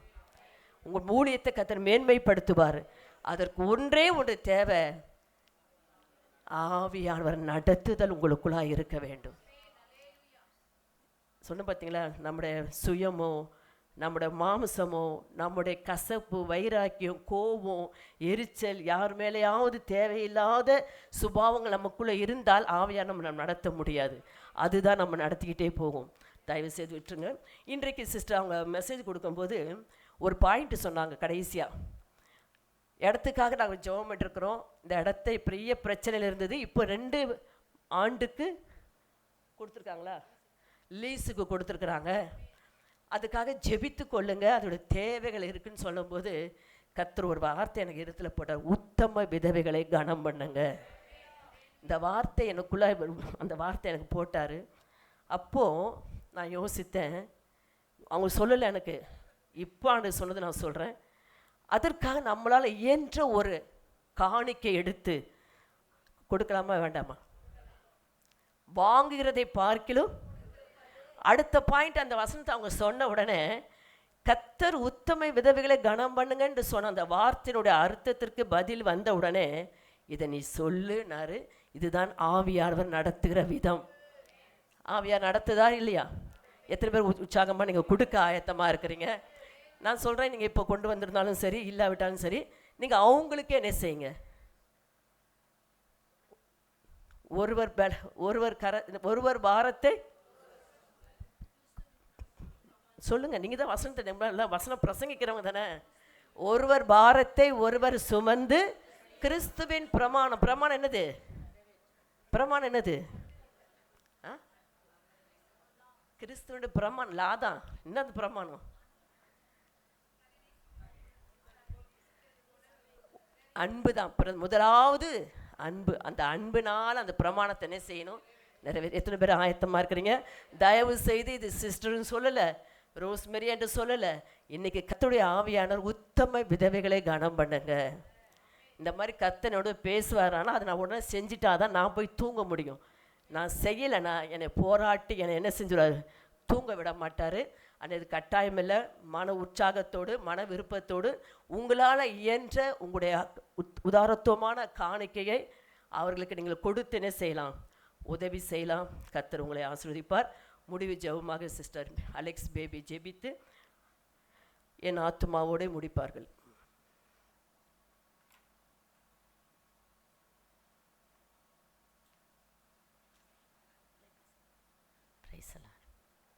நம்ம எல்லாரும் கண்களை மூடி ஆண்டோடைய கரத்தில் அர்ப்பணித்து நாம் ஜெபிக்கலாம். இந்த நாளிலும் ஒவ்வொரு பகுதியிலும் கர்த்தருடைய ஆவியானவர் இடைப்பட்டு நம்மை வழி நடத்தி வந்தார். அதற்காக அவருக்கு நன்றி. ஆராதனை பகுதியை கர்த்தர் ஆசீர்வதித்தார். உமக்கு ஸ்தோத்திரம் ஆண்டவரே. அப்பா உம்மை துதிக்கிறோம். ஒவ்வொரு பிள்ளைகளையும் ஒவ்வொரு ஊழியக்கார சகோதரிகளையும் கர்த்தர் பலப்படுத்தினதுக்காக நன்றி. உம்முடைய ஆவியினால் நிரப்பினதுக்காக நன்றி கர்த்தாவே. உம்மை ஸ்தோத்திரிக்கிறோம் ஆண்டவரே. உமக்கு நாங்கள் நன்றி செலுத்துகிறோம் ஐயா. உம்மை ஸ்தோத்திரிக்கிறோம். ஜெப வேளையாகிய வேளையிலும் கூட கர்த்தாவே உம்மை ஸ்தோத்திரிக்கிறோம். ஒவ்வொரு காரியத்தையும் விசேஷமாக எங்களுடைய பிள்ளைகளுக்காக, கணவருக்காக, குடும்பத்துக்காக, சபைக்காக, ஆண்டவர் இந்த எஸ்பிசிக்காக ஜெபிக்க வைத்ததுக்காக உமக்கு நன்றி ஆண்டவரே. அப்பா உம்மை துதிக்கிறோம், ஸ்தோத்திரிக்கிறோம் ஆண்டவரே. நாங்கள் நினைப்பதற்கும் வேண்டிக் கொள்வதற்கும் மிகவும் அதிகமாய் கிரியை செய்ய வல்லமுள்ள பரிசுத்த ஆவியானவர், நீங்கள் ஜெபத்தை கேட்டு பெரிய காரியங்களை செய்வீர் அப்பா. ஆண்டவரே உமக்கு ஸ்தோத்திரையா. இதோ சகோதரிகளாய் நாங்கள் ஒருமித்து வாசம் பண்ணுவது ஆண்டவரே எத்தனை நன்மையும் இன்பமுமானதப்பா. அதனால் எங்களுக்கு ஜீவனும் ஆசீர்வாதமும் உண்டாகிறது ஆண்டவரே. அதற்காக எமக்கு நன்றி செலுத்துகிறோம். விசேஷமாய் கர்த்தாவே எமக்கு ஸ்தோத்திரம்ப்பா. இந்த நாளிலும் தேவனுடைய வார்த்தை நம்முடைய மகள் மூலமாய் எங்களுக்கு நீர் பகிர்ந்து அளித்ததுக்காக ஸ்தோத்திர ஆண்டவரே. அப்பா உம்மை துதிக்கிறோம், ஸ்தோத்தரிக்கிறோம் ஐயா. எபேசு பட்டணத்தில் இருந்த சபையின் மூப்பர்களை வரவழைத்து ஆண்டவரே ஸ்தோத்திரம் ஐயா. அப்போஸ்தலனாகிய பவுலுடைய வாழ்க்கையிலே அவர் கடந்து வந்த பாதைகள் இன்னென்ன பிரகாரமாய் நான் செய்தேன், ஊழியத்தை நிறைவேற்றி கொண்டு இருக்கிறேன் என்று சொல்லி எடுத்துரைத்த காரியத்தை இந்த நாளிலும் இந்த ஊழியக்கார சகோதரிகளோடு பேசினதற்காக உமக்கு நாங்கள் நன்றி செலுத்துகிறோம் ஆண்டவரே. அப்பா உம்மை துதிக்கிறோம் ஐயா.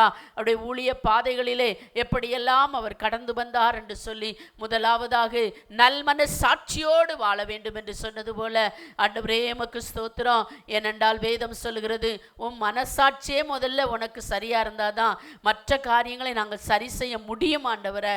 தகப்பனே உமக்கு ஸ்தோத்திரம். ஒரு நல்ல மனசாட்சி உள்ள சீவியம் செய்ய எங்களுக்கு உதவி செய்வீராகப்பா. ஆண்டவரே உமக்கு நாங்கள் நன்றி செலுத்துகிறோம். வெகு மனத்தாழ்மையை கத்த தருவீராக. தாழ்மை உள்ளவர்களுக்கு தான் தேவன் கிருபை அளிக்க முடியும் ஐயா. அந்த கிருபையினாலே நம்முடைய ஊழியங்களை நாங்கள் நிறைவேற்ற என் ஆண்டவர் உதவி செய்வீராகப்பா. அது மட்டுமல்ல, ஆத்தும பாரத்தோடு கண்ணீரோடு கூட கத்தாவே ஆண்டவரே நம்முடைய வார்த்தைகளே ஆண்டவரே கேட்டு அதன்படியாய் ஆண்டவரே நாங்கள் விசுவாசிகளுக்காக, எங்களுக்காக, ஆண்டவரே தேசங்களுக்காக ஜெபிக்க கர்த்தர் கிருபை செய்வீராகப்பா. அது மட்டுமல்ல, கர்த்தர் தருகிற பிரயோஜனமான வார்த்தைகளை மட்டும் நாங்கள் பேச உதவி செய்வீராக. ஆண்டவரே உமக்கு ஸ்தோத்திரம். நீர் தருகிற வார்த்தைகளை அப்படியே உம்முடைய மக்களுக்கு நாங்கள் சொல்ல உதவி செய்வீராக ஆண்டவரே. அப்பா உம்மை துதிக்கிறோம், உம்மை ஸ்தோத்திரிக்கிறோம் ஐயா. அது மட்டுமல்ல ஆண்டவரே, மற்றவர்களுடைய பொருட்களை நாங்கள் இச்சியாதபடிக்கு ஆண்டவரே உமக்கு ஸ்தோத்திரம். என் தேவன் கிரியை செய்வீராக. எந்த ஒரு காரியத்தின் மேலும் இச்சை வையாதபடிக்கு ஆண்டவரே எங்களை நீங்கள் பொறுப்பெடுக்கும்படியா ஜெபிக்கிறோம் ஆண்டவரே. அது மட்டுமல்ல, வாங்குகிறதை பார்க்கிலும் கொடுப்பதே நலம் என்று சொன்னது போல ஆண்டவரே எங்களுக்கு தந்திருக்கீங்க. ஒரு காலத்தில் நாங்கள் கஷ்டப்பட்டோம். இந்த நாட்களில் தந்திருக்கிற காரியங்களை வைத்து அநேகருக்கு நாங்கள் உதவி செய்ய எங்கள் தேவன் எங்களுக்கு இரக்கம் பாராட்டுவீராகப்பா. எங்களுடைய தேவைகளை இம்மட்டு நீ சந்தித்து நடத்தி வருகிறீர் ஆண்டவரே. இப்படியாக அப்போஸ்தலனாகிய பவுலுடைய வாழ்க்கையிலே அவர் கடந்து வந்த பாதைகளை மூப்பர்களுக்கு அறிவித்தது போல ஆண்டவரே, இன்றைக்கு நாங்கள் கேட்ட இந்த வார்த்தையின்படியாக ஆண்டவரே கேட்டு விட்டு விடாதபடிக்கு ஊழியங்களிலே நிறைவேற்ற தெய்வம் உதவி செய்வீராக ஆண்டவரே. எமக்கு ஸ்தோத்திரம். அதே போல ஆவிக்குரிய டிப்ஸில் நாங்கள் கேட்டது போல கர்த்தாவே, அவருடைய நாமத்தின் மகிமைக்கு புகழ்ச்சியாக ஆண்டவரே நீர் எங்களை வைக்கும்படியாய் ஜெபிக்கிறோம் அப்பா. ஆண்டவரே அதற்கு நாங்கள் ஆவியானவருடைய ஆளுகைக்கு எங்களை தெரிந்து கொண்டீர், சுதந்திரமாக தெரிந்து கொண்டதின் நோக்கம் ஆண்டவரே எங்கள் மூலம் நீர் மகிமைப்படும்படியாக கர்த்தாவே.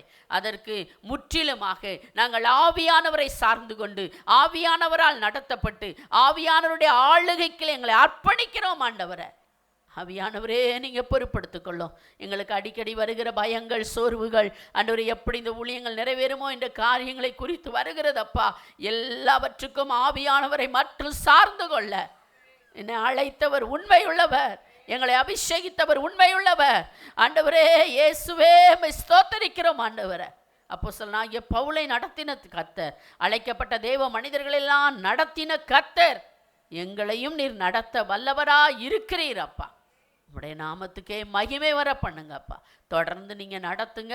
அதே போல் ஆண்டவரே ஸ்தோத்திரம். யார் யார் சகோதரிக்கு உதவி செய்ய வேண்டும் என்று இருக்கிறீர்களோ ஆண்டவரே ஸ்தோத்திரம் அப்பா. உண்மையாகவுமே ஆண்டவரே நாங்கள் தாங்க எங்களுக்கு கிருபை தருவீராக. அந்த வேத வசனத்தின்படி ஆண்டவரே ஸ்தோத்திரம் தாங்கத்தக்க கிருபைகளை கத்த தந்து நடத்துங்க. ஒவ்வொருவருக்கும் உதவி செய்யுங்க. இந்த நாளில் இப்படியாக இந்த கூடுகை இந்த 6வது மாதத்தில் நீர் ஆசீர்வாதமாக்கி தந்ததுக்காக நன்றி தகப்பனே. தொடர்ந்து ஆவியானவர் பொறுப்படுத்திக் கொள்ளும். எல்லாவற்றிலும் உடைய சுத்தம் நிறைவேறட்டும் ஆண்டவரே. எமக்கு ஸ்தோத்திரம் ஸ்தோத்திரம் ஸ்தோத்திரம். உம்முடைய கரங்களிலே நாங்கள் அர்ப்பணித்து ஜெபிக்கிறோம். எல்லா துதி கன மகிமையெல்லாம் உமக்கே செலுத்துகிறோம். இயேசுவின் இனிய நாமத்தில் ஜெபிக்கிறோம் எங்கள் ஜீவனுள்ள நல்ல பிதாவே. என் ஆத்துமாவே கர்த்தரை ஸ்தோத்திரி, என் முழுமே உடைய பரிசுத்த நாமத்தை ஸ்தோத்திரி. என் ஆத்துமாவே கர்த்தரை ஸ்தோத்திரி, கர்த்தர் செய்த சகல உபகாரங்களையும் மறவாதே. ஆமேன் ஆமேன் ஆமேன். Praise the Lord.